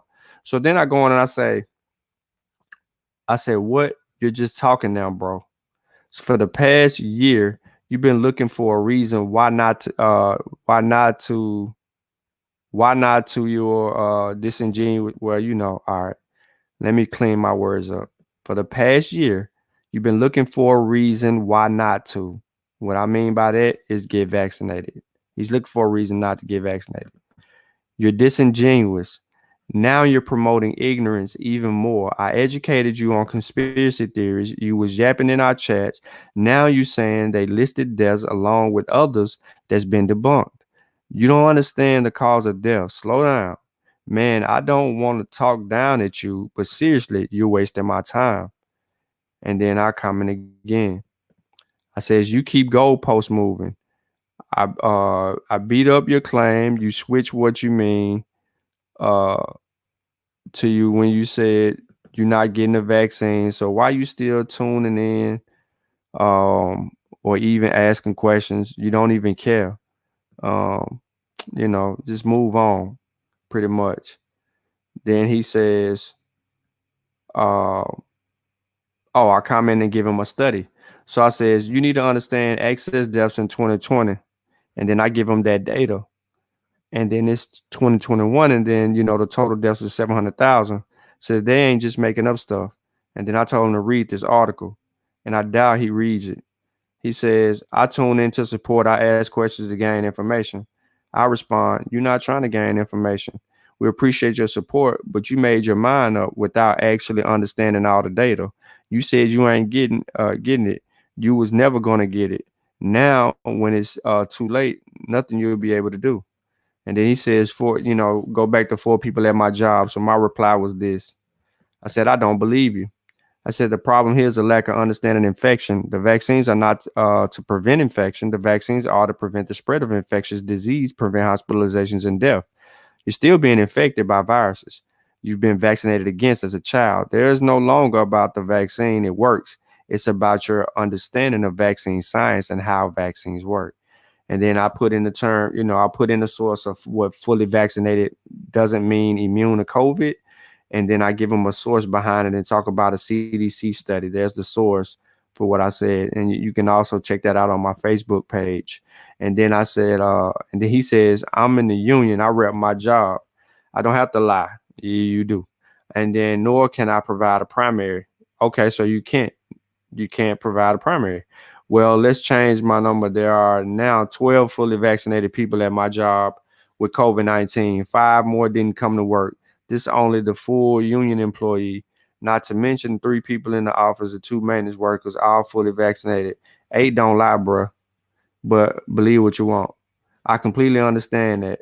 No, duh. Of course, I ain't saying nothing else to this guy. He's just saying that. Says, does the report take into account obese and diabetic? You see what I'm saying? He ain't even reading it. He asking. Then he says it won't prevent death. So I said, it's been proven fact it prevents death. How many people in here know math? Watch this. Unvaccinated people are about 29 times more likely to be hospitalized with COVID-19 than those who are fully vaccinated, according to a CDC study released Tuesday. And then I get into the study and what it does, and I give him the source. And then he says, so no vax person has died. 106 people who had been fully vaccinated against the coronavirus died from the disease in Massachusetts by the end of July, according to the State Department of Public Health. I said, it's some type of comprehension problem going on between us. Do you understand what I told you, or you're just rejecting what I dropped on you? Then I put 99.998 of deaths are in unvaccinated people. I said, is 99.998 less than or greater than 0.002%? Is 700K deaths less than or greater than 106 deaths or 1,100 deaths? And then I say, Massachusetts, but I put Mass, has 18 plus thousand deaths. You said 106 deaths, right? So I'm using his numbers. Now, which would you prefer? You can't prevent deaths. Nothing is 100%. I said it's preventing deaths if the majority of your population, over 90% of the deaths, are in unvaccinated. The vaccine works. It's that simple. He says, you said it's a proven fact it prevents death. I showed you 106 people that were fully vaccinated died. He says, do you comprehend? I said, or did you mean to say the vaccine prevents death? You see what I'm saying? You see the literacy? I told him preventing deaths over and over. All right. So I respond, I prove that it is preventing deaths. He says, okay, well, clearer here. But your last comment of it's a proven fact it prevents death wasn't accurate. So me being me. Here's where you need to understand math. 18,000 deaths. 10% is 180. You said 106. That's less than 10%. That's like 6%, which means 94% of deaths in Massachusetts are in unvaccinated people. That means you're unvaccinated behind have a higher risk of death than I do. Do y'all understand that math?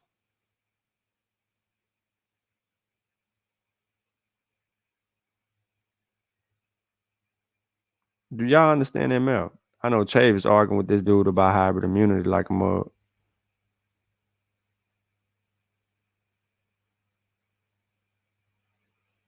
I don't think that he understands. CBNG07, you should stop.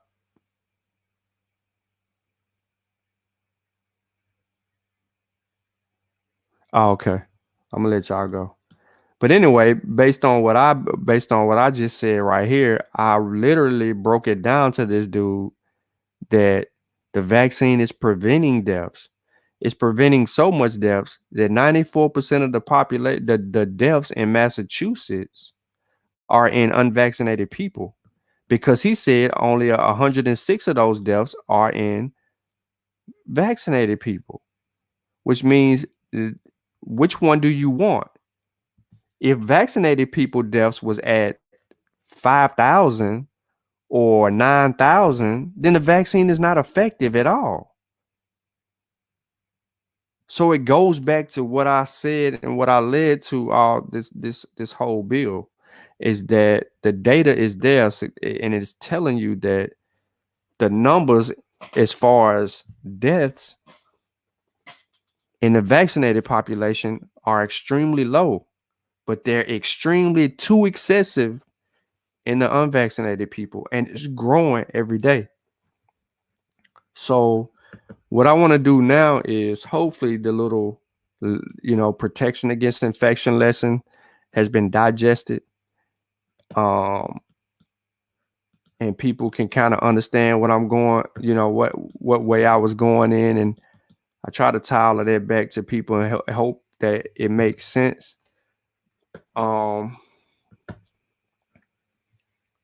up for any type of conversation that people want to actually have. I think that if you're having a conversation or back and forth in the chat and people trying to follow along with what I'm saying and what y'all saying, it's probably best that y'all just get on here and actually handle your business, and see if y'all can help clear up the confusion, because y'all are actually talking at each other and one person may not be understanding the other person.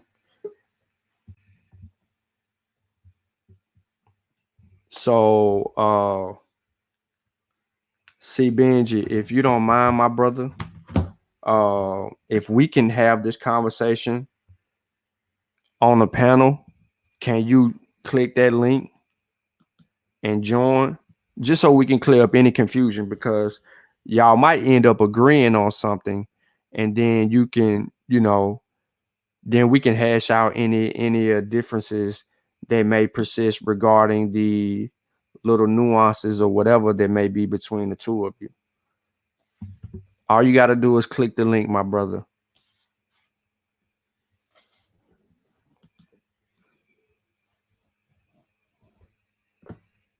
Oh yeah, so we talked to you made it home. So look, make sure y'all go and get your book. Make sure y'all go and get your books. The link's in the description.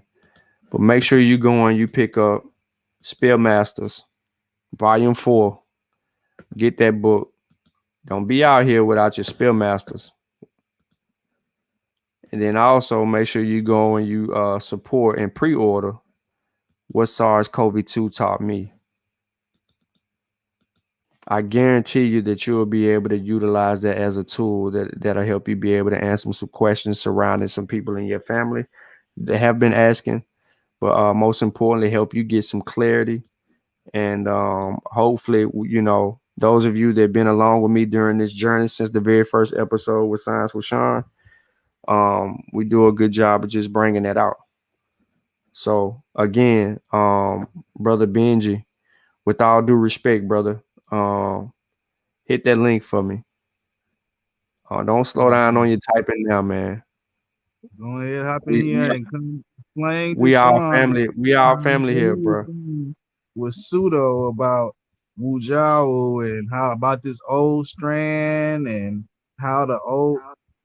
I want him to The old strand is actually irrelevant the old variant is actually irrelevant or obsolete because there have been more dominant variants of the original strand that has existed. Meaning that we really just don't look at the old. Is the old still rolling around here? Absolutely. Is the old still affecting people? Probably not so much, because we have a vaccine. But those different variants tend to spice it up a little bit.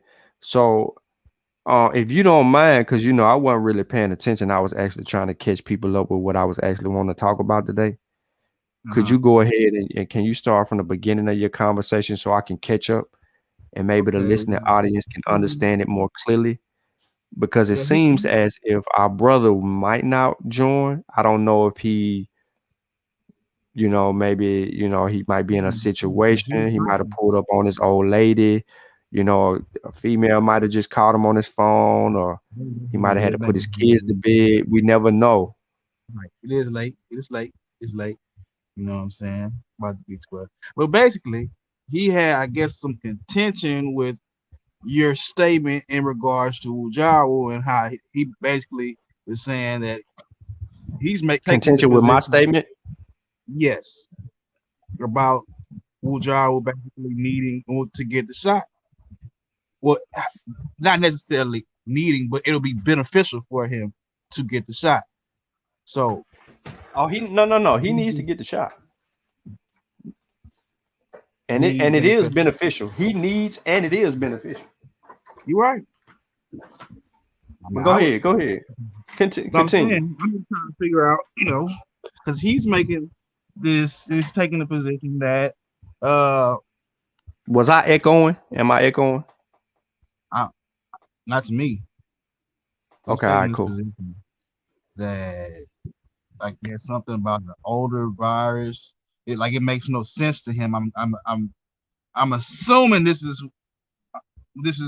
his interpretation, that it makes no sense to have to use an old strand. He's infected by an old strand, so to use an older strand is, I guess, nonsensical. He didn't say that, but I'm paraphrasing. You know what I'm saying? But I was trying to explain to him, like, bro, like, those viruses is still SARS-CoV-2. Those vaccines still work, regardless of whether it's the old one or there may be some drops in protection, but there's still some, it's still effective. Yeah, keep talking. I'm just gonna grab me a juice.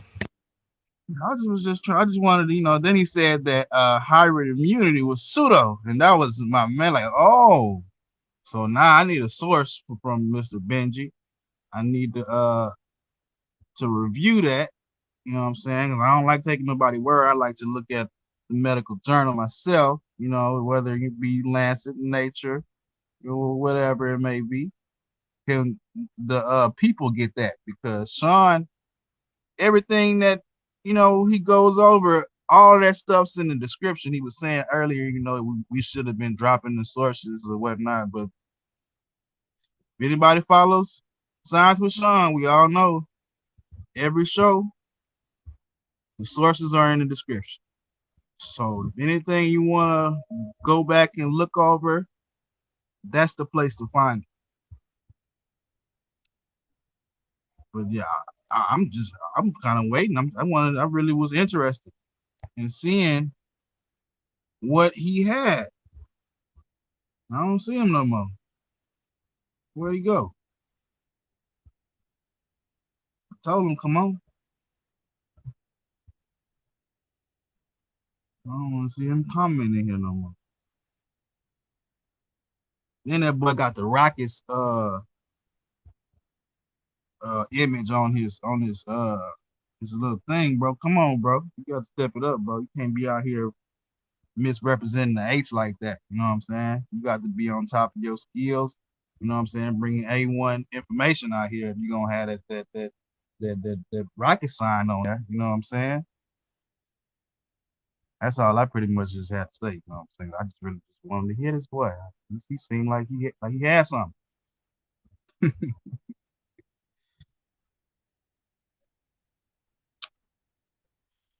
I think he ran away. 220 Love 07. I think he ran away. That's what said we ran him off, I guess. You don't want to. Shit. I wish he would help him out. He out here. Really sounding kind of crazy. He articulated himself well, but he just seemed like he don't have a full grasp on the science. We can assist him with that. I ain't trying to be arrogant or rude. I don't like when people be trying to hop out there like they know what they talking about and they don't. Because I can tell real quick. Don't take long. All right, so we got our brother in the building. So we got your explanation, Chavis. We're gonna yield the floor for C. Benji. Go ahead and introduce yourself. Let people know where you from, how you come, and your side of things, so we can clear this up. All right, what's going on? C Benj. I'm from Texas. So basically, Hold on. earlier What part of Texas? What part of Texas? Houston. You gotta be. You got the H on this thing. So you Gotta Yeah, be from for so sure. Houston. so so you from H Town too? Yeah, man. So why you ain't holler at us when we was in H Town? What you mean? Yeah, we Yeah, was they just in love H you. Town like 2 weeks ago. Oh, nah. I didn't know. I didn't know. I'm Oh, just okay, now. that's what's I up. just happened to see the stream in my little feed, so I was just checking it out. What That's side of what's up. H you It's your stay first on? time. It's your first time on here. Uh-huh. Oh, okay. All right, man. You need to subscribe then. Go ahead, Bill. Go ahead. Yeah, you can go ahead back and forth. I'm just listening. All right, that's a bit. So earlier, you had said something about, okay, you had mentioned this somebody named Wujao, and you said that he was exposed to the beta, and you said that it was too old or something like that.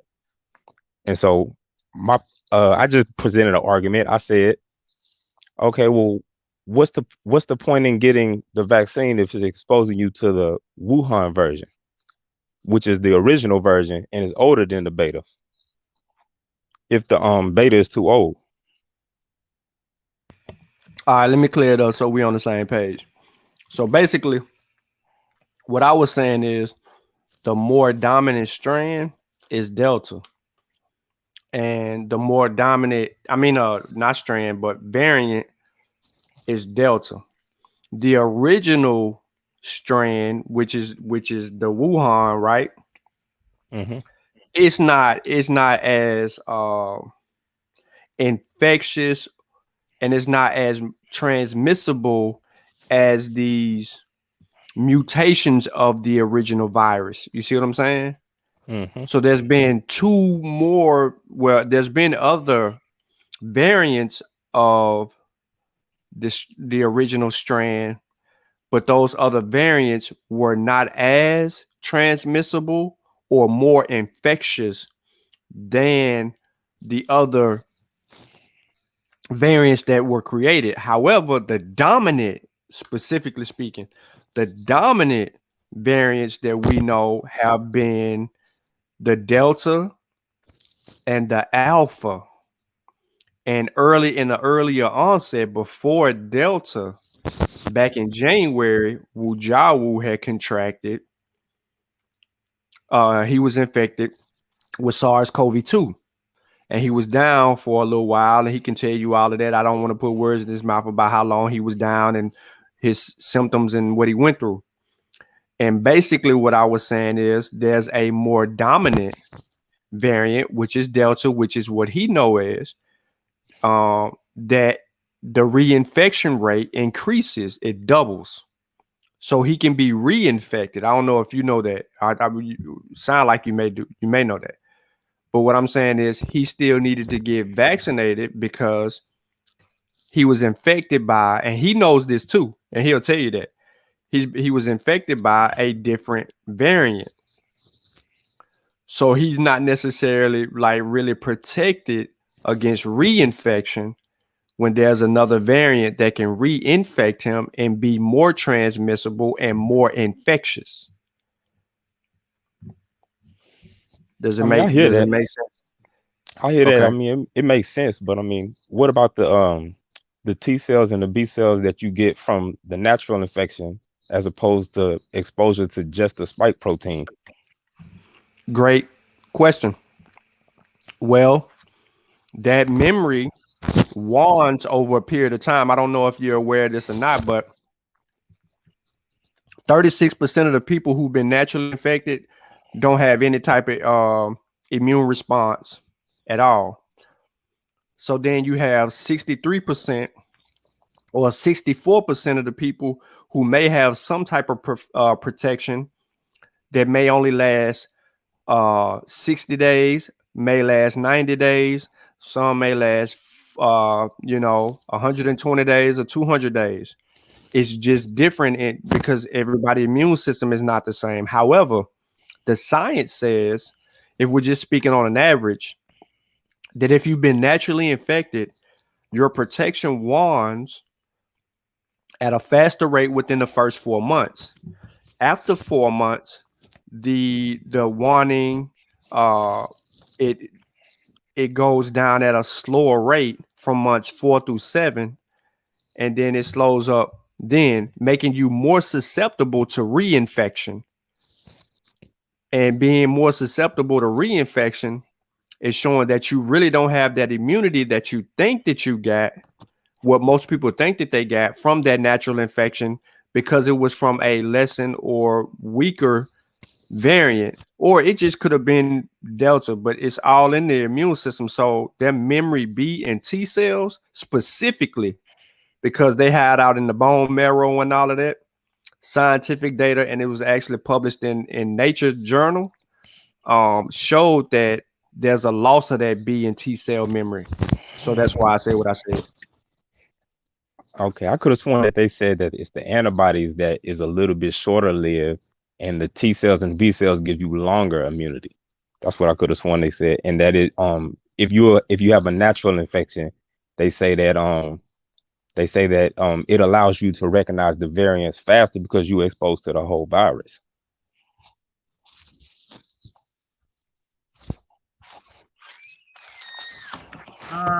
As opposed to just the spike protein, because the vaccine is just a spike protein.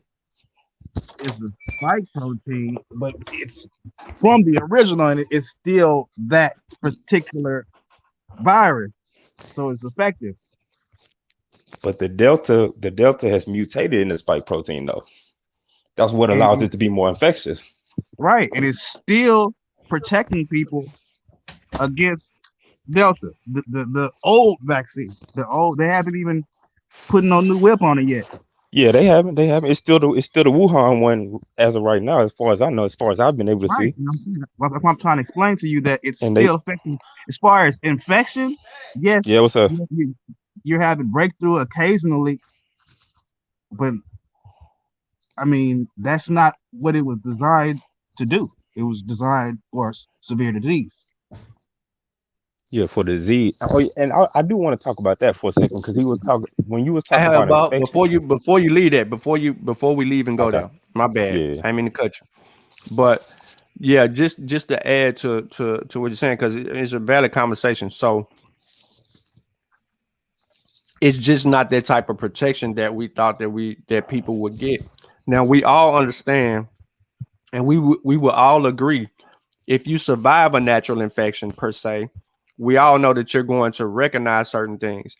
And you had mentioned earlier about recognizing all forms of the potential virus. But if a virus is more infectious and more transmissible, and at the receptor binding, it is mutated and looks different, then it is not similar to that original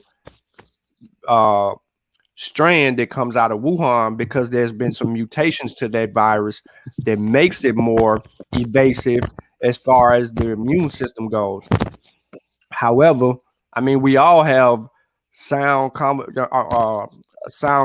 of what's going on right now, but I think there's just some additional science missing. But I get what you're saying. I'm just standing on the science. That's it. Can you go into your position on this hybrid immunity and why you feel like it's pseudo? What I was saying was with regards to that, what I just was talking about with regards to, okay, so you said that he had the beta and that is old. So if that's old, then how is, injecting them with something that's going to expose them to the spike protein of the original? So that's what I was basically talking about when I said that. Because it's they modified the vaccines though. Like, which one? When they did that? Every time a new variant come out, that's the first thing they do. I never seen it, so I don't know, because as far as I knew, it was the Wuhan. I never seen nothing yet. I'm not saying it hasn't. Yeah. Nah. Okay, so earlier in the pandemic, when the South African variant emerged and the Alpha or the UK variant emerged, and then you had the one in Brazil, right? Moderna and Pfizer began testing the vaccines against those. And remember, they went in and modified Okay, I have to Those check that out. vaccines, they went into this was way last year. They went in and modified those vaccines to be more infectious. Because remember, on the initial onset, when they tested them with the regular vaccines that they initially rolled out, they realized that the effectiveness of those vaccines were weaker. Remember, they kept saying they were weaker against the South African and in the UK. And then they continued to test against those variants, and the vaccines got stronger. We didn't see no dang on initially in an initial onset against South African variant and the UK variant. We didn't see 94 and 95% infectious. 94 and 95% effectiveness against those variants in the earlier onset. Testing and redeveloping, because remember, they can go back in there with mRNA technology and just do a little switch here and there, and then boom, they ready to roll because they don't have to do too much modifications for everything else. So, when they started testing the vaccines against all these different variants, they knew that it would be effective and how infectious that it would be. We're not just dealing with protecting that spike that's developing isn't the same spike that would be in a Wuhan. It's just a more modified spike, but the spike ain't even in our bodies but for 14 days after the onset of that the vaccine, and then that booster ain't doing nothing but enhancing it. But in a total of 14 days, the spike out. At that point, your immune system is trained to defend itself against the foreign pathogen, so the spike is irrelevant in the conversation. So do you understand like what he's saying as far as what hybrid immunity is? As far as okay. No, I'm just trying to help. You know what I'm saying? That's because it ain't pseudo, it's a reality. What he was just explaining now, he was saying that they updated the vaccine. Right. What did they update it with? With like which strain are they doing it with right now? I mean, all they got to do is just modify. They just modify it, bro. That's what I'm saying. I'm just saying, what can I go to look at what the updated strain is? Because all I knew was the original. All I seen was the original Wuhan. I just saying, where can I go to see the updated strain? Who said it was the vaccine had anything to do with the original Wuhan? The vaccine was the vaccine, the messenger, it teaches the immune system to recognize the spike protein. Yeah, SARS-CoV-2. But it's all about the receptor binding domain and the funny looking spike. The funny looking spike on all these viruses haven't changed. The modifications for each virus changes at the receptor. The arm, if you hold your arm up and look at your elbow, at your elbow, if you hold your arm up if your forearm is the receptor binding domain at your elbow point, that is where you see the mutation from the different variant from alpha and from not necessarily alpha, but delta per se. So understanding that, and you still dealing with the spike protein, you still dealing with defending itself to the foreign pathogen, dealing with that spike protein, that's your starting point. But just knowing more about how this thing develops in these proteins and digest the protein and do all of that, you don't have to change much or modify much. But they always updating the vaccine. But I give you some science on that. Go ahead real quick. I put a link in there. I put a link in the chat right there. Oh, that's appreciate you. From Moderna right there, where they talking about it. I think I can't put it up on my phone, Sean. You can put it up for the people if you want. But it tells you when they made the announcement that they are shipping variant specific doses or whatever. That was, I want to say. So if they are doing variant specific doses, what about the people who got the vaccine early on before the Delta was predominant? What about them? Like as far as what? So does that mean they got an older version, and then the people they got the variant, the newest variant specific one, that means that they got a different one or something? I mean, it's the newer ones are more targeted toward the newer variants. So I would assume, yeah, it's going to be a little bit different, but it doesn't Okay. mean it's not effective. Like that was my whole point. Like, yeah, it's they changing it to directly attack those specific variants, but it's still the older ones still work. It just was waning. This was why these is what biotech do. They see something. And just remember that the vaccine dosage, right? Okay, so look at what it says on the screen. You'll get a vaccine, right? You'll get the initial vaccine. Mm-hmm. And let's say something is emerging. With Moderna, you don't get the second shot until 30 days. A lot has happened in 30 days when you regard to a pandemic and these different variants emerging. So by the time you get your booster shot could be a modified, can already have been modified because it doesn't take much for them to produce it. You see what I'm saying? Like intentionally, because they ask us when we get vaccinated, have you had is this your first dose or second dose? As if they know exactly what they're administering to you based on the answer. So that, initially they're introducing us to the foreign pathogen, a modified version of the foreign pathogen initially. And then the booster is to help increase protection against numerous. But as you can see, based on the update right here, it's answering that question as well. But this I'll also go back to booster shots. Like Delta is the reason why this whole conversation about booster shots has been emerging. And that's where we actually can all come to an agreement at, because we know that a third shot, a booster shot, that's going to perform better against Delta, and we know that's going to be modified specifically to perform against Delta and the potential emergence of a different variant if enough people are not vaccinated. However, the dang on Moderna been outperforming Pfizer and Johnson & Johnson so well, especially being infectious against Delta. It ain't been modified. You see what I'm saying? Like our protection is so good, and that can be in the dosage amount, because if you look right here at the dosage amount, 50 UG, that's more than Pfizer. Pfizer's giving a less. I think Pfizer's like 30 or 35, somewhere around there. I read it was 150 on. I thought I read it was 150 on Moderna, but maybe it's something like that. Hold on, I think I'm going 50. Backwards. You got 100, and then you got a 50.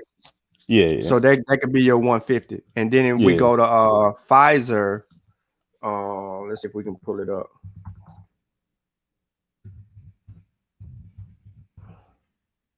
Pfizer's a little bit less, a lot less, maybe like 50% less. Right. Yeah, there's a let's just pull this up, the FDA document, and see if it give it to us here. Should. Yeah, but that was kind of my hypothesis, is that the dose usage between the two seem to be the reason why. That's why we have a more robust response from one versus the other as well.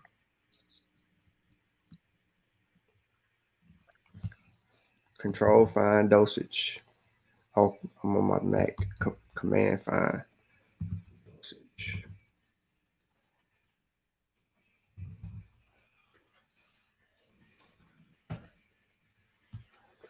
Dang, are you gonna give me to me? Techno is Moderna gang. I don't know why you tripping in the chat, man. You know it's Moderna gang out here. For real? Is that what he's doing? Is that the link that he put right there? That's what you're looking at right now, huh? That I'm looking at. Nah, not right now. He put the other one. That was for Moderna. This one right here is the FDA doc, and I'm really just only on the FDA doc trying to find how, that dosage amount. I probably need to go to the other one and find it. Let me go back.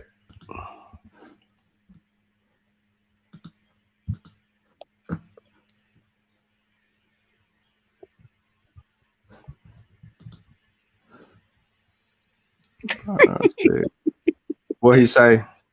He said it sound like he said it sound like mesothelioma. No, it don't, Tech, man. No, it That don't. boy crazy. But nah, that's why I really wanted y'all to like hop on and build, because it could be when you going back and forth in the chat, man. Y'all might be in agreements more than y'all might not be. Come on and hop on. I ain't no So ruler. what side of H? Why I'm looking for this? What side of H Town you on, bro? On the south side. Oh, yeah, South that's side. why we ain't see you, bro. That's why we ain't see you. We was in like Yeah, I stand like a home. they had me in the They had that they had boy me in the in ghetto. Carver Park. That boy They had me in the ghetto. No, matter of fact, we was at DeSoto Park. Matter of fact, you had that boy on D Block. You saying that like I was scared? No, you was all right. No, you did say something about, you know, that you have to bring your gun and all. Now you good. You know what I'm saying? You with me. We in the flow. You know what I'm saying? You good. Straight. Calm down. Yeah, I ain't even, man. Look, I ain't even been on no south side, bro. Dude didn't want to take me. I guess he ain't connected. Nah, wait a minute. See, I told y'all didn't want to ride. I told y'all we could have went to bro, you scared. Just say you was scared, bro. We could have went to Soul Food Vegan. Nah, I want to go to Papa Do's. Say you was scared, I said, bro. you want to go to the South Pit? Nah, man, we going. I'm trying to. All right, I've been trying to take y'all out there. I was really concerned about y'all though, because I don't know how, you know what I'm saying, if y'all ready for that. The South Side a little bit different than the North, man. It's a little bit faster there you out go, there, right man. there. It's you see it right there. There you go. 0.3. It's 0.3 milliliters. And yeah, that's just a different dosage amount, man. Mm-hmm. That's a huge difference. Got more, huh? Yeah, that's why. What, not as strong or stronger or some shit?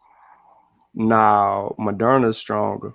It's more. It's a higher percentage. 100 and what's called Moderna, 50 and Pfizer or what? Now, 0.3 and 0.5. Oh. So there's a 0.2. There's a 0.2 difference. That 0.2 difference is when you're dealing with vaccines is heavy, and then they turn around and then they give you 100.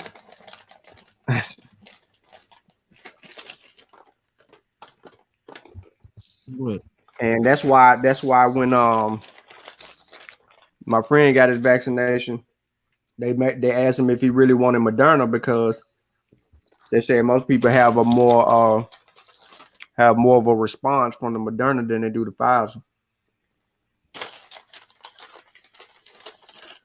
Especially if you ain't had no vaccine. Especially if you ain't had no vaccine in a long time.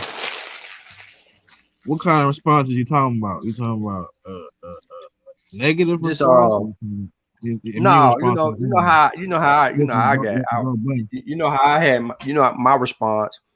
I was ill after my second dose. I was ill for like 2 days. I was down, but I worked those 2 days, and then Kofi got mad at me because I called him a punk because he was down, and he was like, everybody ain't you. Everybody don't respond like you respond. Right. He was laid up in the bed for them 2 days. Now, and this C Benji, our brother Kofi, he had COVID, and then about a month later he got vaccinated.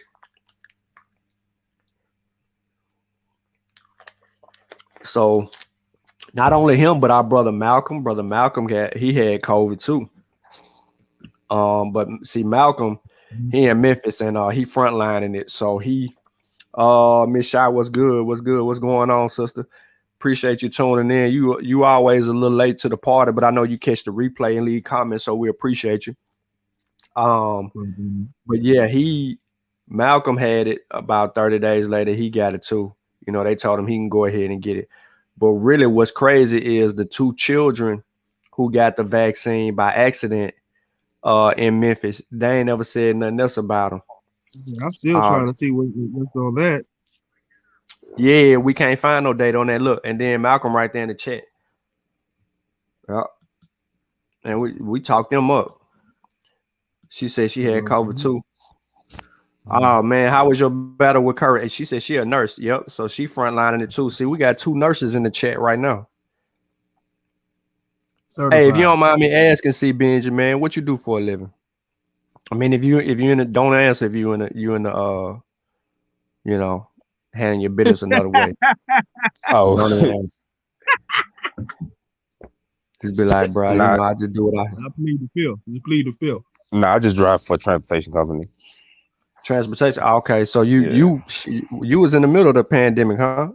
Yeah. Okay. Did you catch it? I'm not sure if I caught it, it was asymptomatic. Right. So you never just thought to get tested or nothing like that? Yeah. I Look, was Malcolm said Moderna gave him the business. I got you. So are you for getting back, or have you been vaccinated, or are you against? Nah, I'm not for it, bro. Are you not? So okay, you're not. What makes you take that position, if you don't mind me asking? I guess we could start with some of the things that I said earlier with regards to if you get the natural infection, you're exposed to the whole thing versus just getting exposed to the spike protein. So that could be that. You know, the questions about long term down the line. You know, if everything's good now, we know that. I guess so far everything seems to be good now, but you know, down the line we don't know what that is. So, you know, just seeing how that's they can go. tell if you're gonna have any long term implications within the first 45 days after your second vaccination. I guess so. If that's what they say. Can I ask But you also, what vaccines have you ever seen like cause long term effects on people? Which ones have you seen that affected people that you know? That I know. Shoot, I don't know. It could be. I don't know.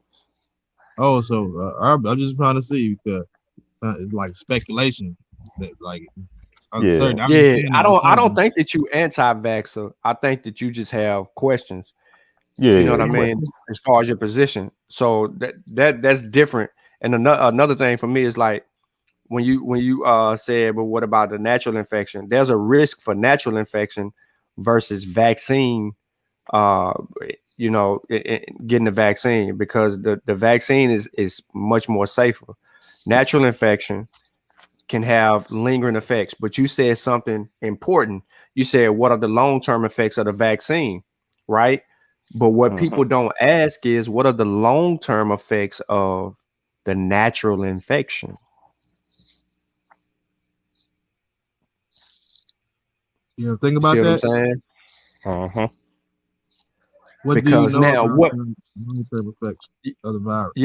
Because there are some things that we do know right now that we've got answers to based on previous infections. So are you aware of some of the long-term effects? I'm familiar with a few things that I heard them saying. Lung issues. Sometimes they say that clots. Some of the things I forget off the top of my head. See, you're not retarded. You don't even strike me as retarded. So it makes it easier to talk to you than an idiot. So nah. All right. So yeah, but like some things, you ever heard of long COVID? Yeah, I heard the term. Oh man, is you listening to what's that Hebrew Israelite dude? If you say Hebrew Israelite, no, I didn't listen to him. Oh, no, I thought because the dude in the background that was just talking, he sounded like somebody that I know who be running with Divine Prospect. He in Houston too. But Divine out here? No, Divine not down there. But old boy that be arguing with Garfield sporadically. The sound like who C. Benji was listening to. He down there in H-Town. Man, he a I Hebrew. know exactly what you talking about. But nah, like so long COVID, you got brain fog. Like Sutek putting some of the symptoms in there right now. Hard paps, you got shortness of breath, chest pains. You still Got have your loss diabetes. of taste, diabetes, erectile dysfunction, loss of taste and smell. You'll still have respiratory issues depending on the severity. Basketball players, I know you probably familiar with this, so I might just be telling you something that you already knew. But basketball players such as Tatum, and then there's a couple of more in the league who've developed asthmatic reactions after it, so they have to, you know what I mean, be on breathing treatment still. And this is long after they've already, you know what I mean, cleared the virus. And they still have these symptoms. And you know, we still got people that have lost their taste and smell from 7 to 8 months ago. So if they love juicy seafood and steaks and all that, they ain't tasting none of that. No crawfish. They can't. Get that out. They can't even smell it. No gumbo. Get that out of here. But those are some of the things. But there's more, because we've know this for a fact that we've asymptomatic people have developed a serious lung problem, right? Deformation, or their lungs have been shredded and they had to have a double lung transplant. There's a gentleman in my city specifically who was 26 years old, and he had caught COVID, went through the whole ordeal of quarantining for 10 days. He was having troubles breathing, and it got worse over a period of time. And then he ended up in the emergency room like 9 days later or whatnot. And I hate using anecdotal, but this was actually published in the Tennessean. So he had developed a serious problem where he was in there for at least like 40 days, and he had to have a double lung transplant. Originally, he had an asymptomatic response, but that issue developed and developed and developed because it was a natural infection. There's nothing that's stopping the spread of the disease. And that's one of the benefits of the vaccine, is that it stops the spread of the infectious disease. Even if you did have a breakthrough infection, it doesn't carry you through what that brother or other brothers and sisters who've actually had those experiences. Because throughout this pandemic, especially in the earlier onsets, there's been tons of people who've had to have double lung transplants due to COVID and the way it's ravaging people's body. But I put the link in the chat. I thought Malcolm was going to join, man. And Sister Mary, you're a nurse. I mean, if you want to get on here and talk about your battle with COVID, or your experience, or your experience with patients and things of that nature, or what type of nurse you are, that would be cool. I don't know if you want to do that or not, but it's up to you. But what are some of your other concerns, though, C. Benji? Well, one other thing I wanted to ask about, because I couldn't see the source you was reading on when you was reading about the spread, or the spread with regards to the vaccine. I couldn't read it. Okay. Is there any kind of way I can see the sources? Yeah. So any source that I have? No, whichever one, unless you was reading a whole bunch of them. But it was a whole bunch. I had a whole bunch. So look, I can tell you what, all the sources that anything that I said in the chat, in this video, they're all in the description of the video. Okay, so if you come back to the YouTube, I never, you know what I'm saying? If I do a presentation, then I have all my sources in the presentation, and you will see those things like that. But if I'm just doing a little live build where I'm just going through some information, I actually put all those sources in the description of the video, so you can access them at your leisure, and critique them, scrutinize them, and if you want to build about them at a different time, then it go from there. Malcolm said I would, but my wife tripping. Hey, listen, man, happy life. I ain't getting into that. I'm gonna go ahead and Okay. back out. All right, no But that's problem, about bro. Hey all I man, we wanted to ask. appreciate it. Uh-huh. No problem. We appreciate you joining us, bro. Don't forget to subscribe to the channel, man, and we look forward to hearing from you again. You know what I'm saying? All right, man. She said she's sick right now. Oh, I just took a COVID lab test. I'm hoping I don't have COVID again. Sister. Golly. Yeah, I hope you don't have it again either.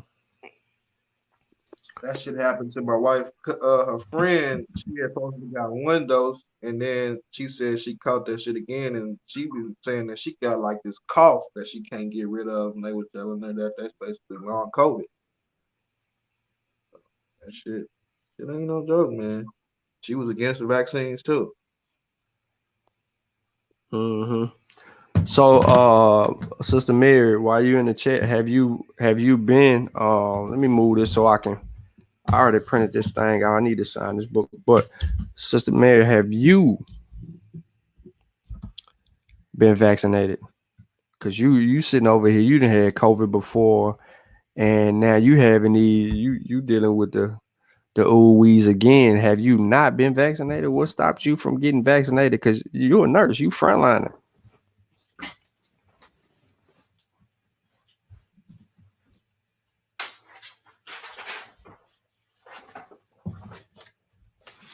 I want my pen at. Yeah, see, I got this whole little method that I do now. What Kofi at, man? Kofi at work, but still, he get breaks. Where you at, Kofi? I know there's a delay in the video, but you know,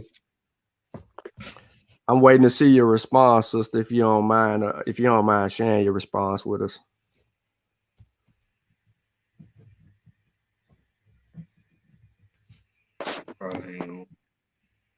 No.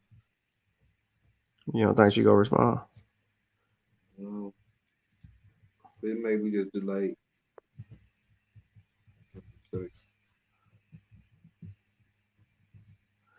See, he said he wasn't vaccinated and we ain't attack him.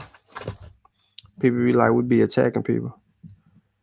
Oh, If Uncle said though, Uncle might would somebody else live right now. I forgot. Let me see. I don't know. The pseudos live. They always live. I ain't seen it. Not nobody. God damn, She says, no, I'm not vaccinated and was into alternative medicine. Oh, wow. Now that says a lot right there, bro. You see what she just said? Alternative medicine, huh? No. Don't read that like that. Don't read that like that. She says, no, I am not vaccinated and was into alternative medicine, but now thinking of getting a vaccine. That's just yeah. Like my wife friend, she said the same shit. Yeah. So the whole alternative medicine kick, right? We know that it doesn't prevent the spread of infectious disease, nor does it treat. So therefore, you know, it might be good in some instances as far as, you know, trying to help with your health in other areas or helping you stay cleansed and things of that nature. No antibiotics. No antibiotics. Yep. No T cell, B cell. She said, I'm taking elderberry and ginger tea, burdock root, and dandelion root, and then caught COVID twice. Come on, sister. Gotta get that vaccine, get on that Moderna. Yeah, but she been watching the other videos though. I seen a comment on the other video where that I did the other day. I had never really seen her before until that time, and so I knew she was trying to get more information, or somebody must have shared it with her.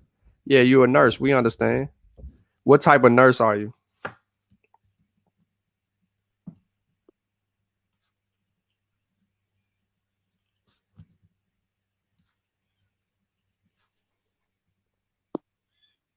Damn, that shit went down.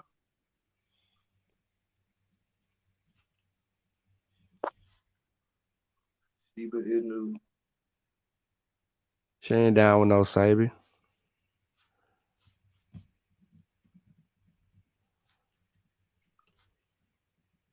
must be your friend. That's your friend. 220. That's your friend.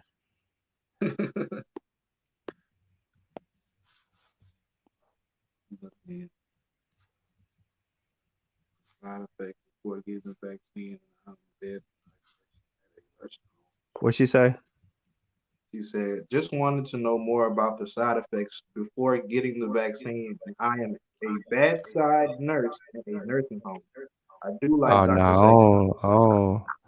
Yeah, I used to like Dr. Saban until I started scrutinizing his work. Yeah. Till I heard him say he don't read no book. And then if you get my book, what SARS-CoV-2 taught me, you'll learn some stuff that you might be familiar with.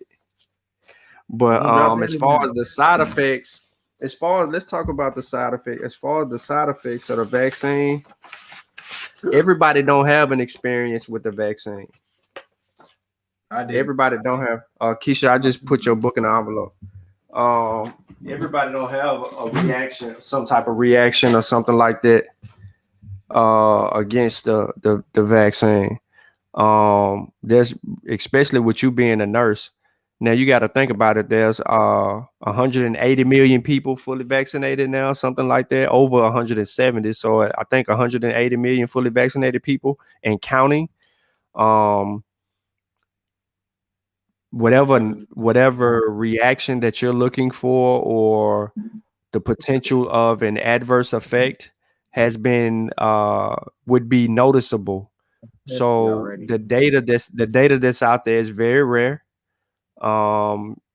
There's no real adverse effects that could be troublesome to us. But I mean, I'm not trying to be your doctor. Of course, you're smart enough to consult your doctor, but you've already determined that the things that you were taking, these natural remedies such as these teas, they're not doing anything. None elderberry, ginger tea, burdock root, and dandelion root.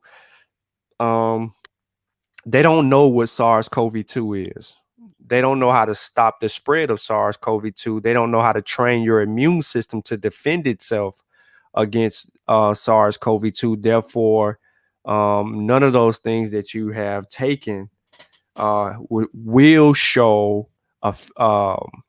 effective against the symptoms and the side effects.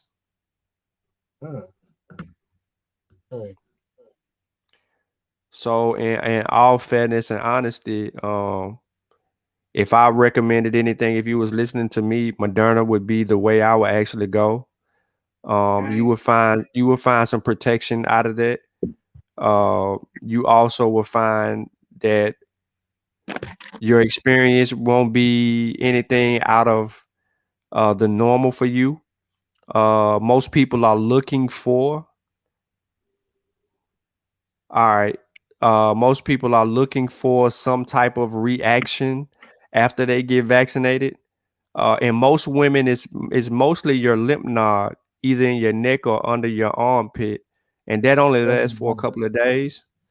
And or around like your breast area, something like that. So they tell you don't get one of those what is it, mammogram, whatever they do when they play with your breasts and stuff. Yeah, you don't want to go and get one of those. So we know a lot more than we did a year ago or 2 years ago, because it's approaching 2 years. And the vaccines have been hella effective. She said, I was thinking about getting the Moderna. Or nah, you don't. Johnson & Johnson is cool if you get the 2 shot. Yeah, get that If you get the double shot, Johnson & Johnson is cool, but I would highly recommend Moderna. Moderna gang. If your doctor say you okay with getting vaccinated, Moderna. Your doctor might say Pfizer, or your doctor might say something different, Moderna.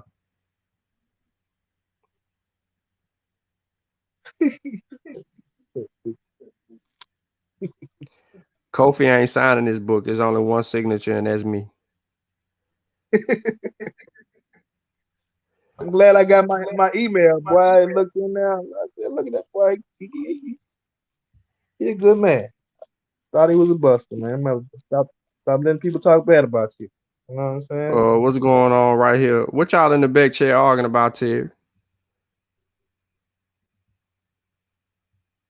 Anti-vaxxers in LA asking about homeless people until one responds.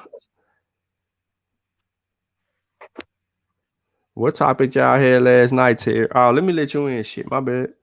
Vaxxers in LA asking about homeless people. You gotta mute your YouTube. Yeah, yo, I had two things I gotta say. We can talk about it last night, Terry. Oh, let me let you in. Shit, my bad. Yeah, I'm in here. Nah, you got your YouTube playing in the background, bro. Oh yeah, hold on. I got you. That was me. I was wondering who the fuck that shit was. That was me. My fault. But first, yo, real talk, yo, y'all don't understand the week I done fucking had, yo, with COVID-19. This shit is crazy. You got infected? No, hell no. I ain't getting. I'm vaccinated. Yo, if I get infected, I ain't gonna have no serious conditions, like what I'm about to tell you about. I'm just messing with you. Go ahead.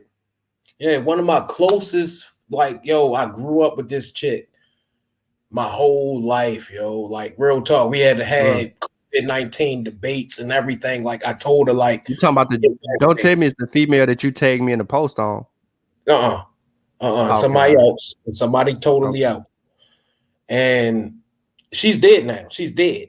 Literally. Nah. He literally told me that the blood of Jesus was going to save her. She ain't got nothing to do. She ain't dealing with the COVID. What I'm telling you is she's dead. Her mother was also infected. Before we even knew that they was in the hospital, before she died, they was in the hospital for 2 weeks, both of them. In ICU, on ventilators. We never even fucking knew. Now she's dead, and now her mother is dead also, all because they want to believe the blood of Jesus is going to save them from COVID-19. This shit is fucking retarded, yo, and I'm tired of burying my fucking friends. Jesus. You see what I'm saying? Like, real talk. I'm tired of burying my fucking friends because people want to be fucking ignorant at this point. There's a vaccine that can save your There's a toddler on life support right now from COVID. A toddler. Yeah, I can believe it. COVID ain't no good fucking game. People think it's a game. One thing you gotta understand, bro, is you can't hammer it in. All you can do is give them the information. At the end of the day, they the ones that have to act on it. You know what I'm saying? Because there's only so much that you can do. It's on them. And a lot of people like to, learn by experience. You know what I'm saying? That's why you hear a lot of people say, well, I didn't catch it yet. Well, okay. Right, you playing with fire. I ain't caught it yet, but I caught COVID. But I didn't already had. I love it when they say I already had COVID twice. You just made my point. Like, it's crazy. I knew a girl like that in San Antonio. She was the same way with the blue. I was trying to encourage her, hey, look into that vaccine, man, because this ain't no joke out here. This is when it was real bad. She was one of them. Jesus gonna take care of me if he want me to. Okay. I went back last month. And Jesus ain't got nothing to do with it. Jesus ain't got nothing to do with this virus. Jesus can't save that virus got her. And she said, man, she didn't even want to tell me. She was like, man, don't even. She was telling my supervisor, she was like, don't even tell him because he already tried to tell me. That's how they do, bro. That's how they do. They get it and then they don't want to tell nobody because they don't want to get embarrassed. So look, you see Tyler on ventilator fights for his life as COVID-19 takes toll on the U.S. children. So hold on, let me do this real quick. I already did it at the beginning of the show, but I'm gonna do it again. Copyright disclaimer under Section 107 of the Copyright Act of 1976. Allowances made for fair use. Fair use is the purpose of criticism, news reporting, teaching, scholarship, and research. Fair use is a use permitted by copyright statute that might otherwise be infringing. I say it fast. Very good. I read that mother so much, know about heart, bro. I'm kind of proud of myself, though. I got my family vaccinated. Man, true, man. I feel I'm proud for you, bro. You ain't gotta be proud of you. You know what I'm saying? I know you kind of holding it over, but let me play this real quick. You taught me, you taught so many fucking people about this fucking virus. You actually a soldier, yo. Like real talk. If ain't nobody gonna give you your flowers, I'm giving you flowers right now. You a soldier, yo. I look at you like a soldier. Y'all straight soldiers for y'all people, yo. I respect that. You right. You right. Tell the nigga the same thing. Y'all take all the criticism, all that shit, because you know it's all that backfire and all that shit. But the thing is, y'all standing on y'all principles and y'all standing for the right thing, yo. This shit, yo, people just out their fucking minds right now. Pretty much. But Sean, you gotta keep doing what you doing. Yo, you the truth. I call myself the truth, but you the truth.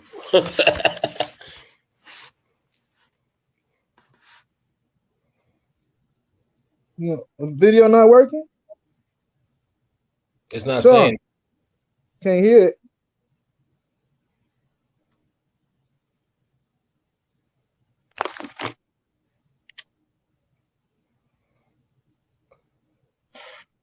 Can't hear nothing, Sean.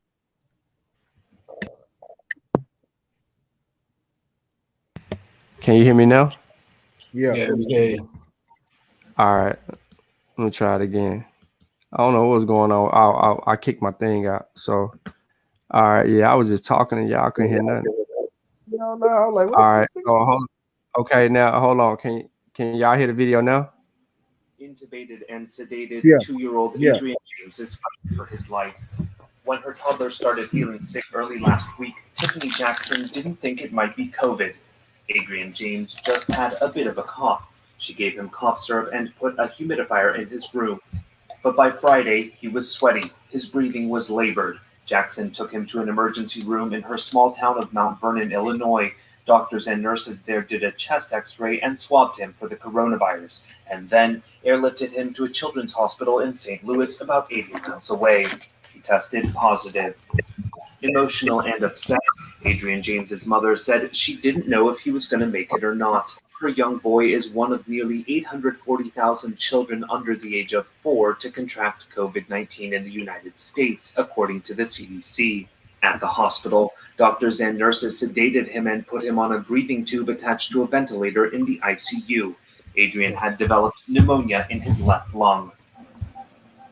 The U.S. crossed 700,000 COVID deaths last week, and concern is growing over the number of infections among young children who are not yet eligible for the vaccine. For the past couple of days, the young boy's lungs have been able to do more of the work of breathing, and it is possible he may be removed from the ventilator soon. Jackson, who is not vaccinated because she has a rare autoimmune disorder, wants everyone to know the virus is serious and wants her story to serve as a warning for the risks to young unvaccinated children and those with vulnerable immune systems. All right. So what y'all think about that? I think it's sad, you know. My niece, 84,000 children, bro. Yeah. My niece school just got evacuated because it was a fucking outbreak like Friday. They just was evacuated. We had to go get it tested and everything.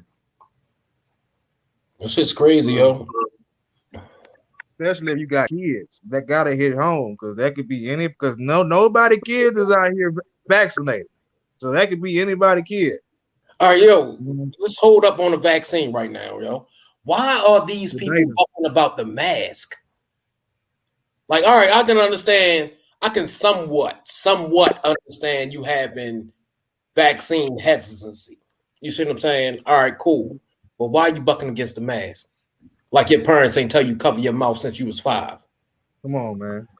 Like it's about privilege. It's about privilege, bro. They act like they're gonna die from wearing a mask. Entitlement and privilege. They saying they taking their freedoms, but this is what I know. This is what I know for a fact. They was taking my freedoms when I couldn't walk home from work without being stopped from the police and searched every goddamn day. And this happened. Yeah, they didn't care. They don't care nothing about that. That's different. That's different. That's different though. You see what I'm saying? The shit pisses me off. That's different. And then black people following right behind that shit, like, yo, if you black, yo, you should know that they ain't taking your rights. They was taking your rights then. right? You feel me? Yeah, Like they don't even. everybody at? That don't matter. Nah, they That That don't followers, matter. yo. They followers. They Yeah, following that behind don't the matter. times. It's being, bro. We are followers naturally. The majority of people are followers. They don't know what it's like to stand up against that, like stand on your own square. And so being a follower makes them more susceptible to uh to assume the position of being anti something. This whole notion of being anti something or being anti government or anti establishment is a like a badge of honor. You know what I mean? Like, I ain't taking your vaccine. Like, my immune system working. Then you ask them about the 3 parts of the immune system, and they can't tell you they can't tell you nothing about the immune system. So how do you know your immune system is working or not? And I got partners that be on that shit. I got niggas on my Facebook right Let now, me see this, cousin, yo, 'cause everybody that check. post shit just like that. Somebody named Everything is Everything said the mask is purely politics at this point in time. Now, I would agree with him. It's politics. It's a lot of politics going on with the mask, but it's not purely politics. It's purely science. Science tells you if you cover your mouth when you cough, you're not going to be able to spread the disease. What a lot of people misconfuse with the mask thing is they think the mask is supposed to protect them. That's that selfish shit. Right. That's that self-centered shit. You feel me? It's not supposed to individualistic shit. That's what that is. They want you to protect others. They want you to put a mask on so you don't spread the virus. Just like your mother telling you to cover your mouth when you cough. It's no big like, yo, this shit is like all the way really crazy. that simple. It's really that simple how you just put it. That's how that was my first interpretation before all this shit started. Was like, nigga, this is common sense, bro. Everybody cover their mouth. Yeah. When you sneeze, you cover your mouth. So what's the problem with putting a mask on, bro? Yeah, because they don't understand it. They think the mask is supposed to stop them from getting it. And then because the science says, oh, the mask, it doesn't all the way, even though it's still a way less percentage of you catching the fucking virus with the mask. It slows transmission. The mask just simply slows transmission. Barrier. Yeah. It creates a barrier. That's what it does. Like, it's not right. It is, you know what I'm saying? Some physics probably going on, but it's not that hard to understand. Like you say, the most simple way you can put it is how you just said when your mama told you to cover your mouth. Like, nah, but I think the point. This is the point that needs to be made is when people be like, I have an immune system.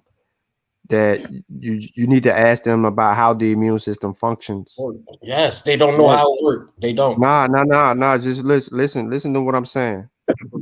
Listen to what I'm saying. Ask them how the immune system functions, and what are the different types of immune systems do you possess, or what type of immune system do you possess? Just test their knowledge about the immune system. Once you do that, and you figure. No, listen. The point is they're not going to know. They're going to they're going to prove that they're regurgitating something. Somebody else's information. You're absolutely right. Once you determine that they don't know much about the immune system, then you can go in and you can say, all right, well, are you aware that there's different type of immunity? You have innate, adaptive, etc. Right? You give them that, and then you talk about the differences in those things if they're willing to have that conversation, and then you're slow walking them into the next thing is, now how familiar are you with with viruses? You see what I'm saying? And they don't be familiar. They don't get confused there. You just hit a whole bacteria. They can say you get some antibiotics. And you know what I'm they gonna get you confused right there. Right. So you then hit a whole point right there, yo. They do not know about their immune system. They do not know about viruses. They do not know about vaccines. They just going off of what they assume. You see what I'm saying? They don't know how none of these things work, and they really don't know how none of these things work together. You see what I'm saying? That boy had dropped a good post talking about common sense and how basically that's what people common in science. Common sense ain't. There's no room for common sense in science. That don't exist. That's not how it operates. It's really counterintuitive. You know what I'm saying? To your common sense, because it's more complicated than what you would like to believe. Because humans like to simplify shit to try to understand it. I had a homeboy try to tell me that the scientific method was a belief. I said, "How? Show me that." I said, "Yo," I'm sitting there, and he got mad at me because I'm sitting there like, "Yo, that was the dumbest thing moronic in your life." That ain't going. Yeah, that ain't going. That's dumb. The reason that that's dumb is because the scientific method is a tool to help you scrutinize the information that you're actually dealing with to see if you can either falsify that data or replicate its conclusion. Once you get to the point of where you can't replicate it, or it can't get out of the hypothesis stage, or it does not stand up in one of the few methods of scrutiny, it's rejected. You got to go back to the drawing board. So it can't be a belief system when it requires you to know and to do. The scientific method takes work. And he was still swearing. I told him that, and he's still swearing, "Yo, you just believe in science." I said, "Yo, I don't believe." It's a cop out, bro. That shit is a cop out to not hold on real quick, y'all. My point about them understanding the immune system, Frederick, is because they're not going to tell us how it properly functions. That they don't know some of these things. They don't know that. So when you ask them about when they saying that they got an immune system, you ask them the questions pertaining to that so that you can know. And now that we know that we're dealing with people that didn't pass science in middle school, then we can educate them from a middle school perspective without getting mad at them, because we know they have limitations in their information. And it probably will cut down on some of the arguments, but we still need to argue with the fools. But the people who are genuinely unaware of certain things or may have lost their knowledge in a way, we can't do them like that. But look, man, I've been on this thing for a while. I wasn't even trying to go this long. I know people like to rock out when we rock out. There's been a lot of people in and out of the video stream. Please thumb up the video, like the show, share the show, tell a friend, tell a friend. We've had a couple people on the panel. We've kind of dealt with what we need to deal with. We talked about protection against infection. If you catch the replay or you do some studying or anything like that, the sources are in the description.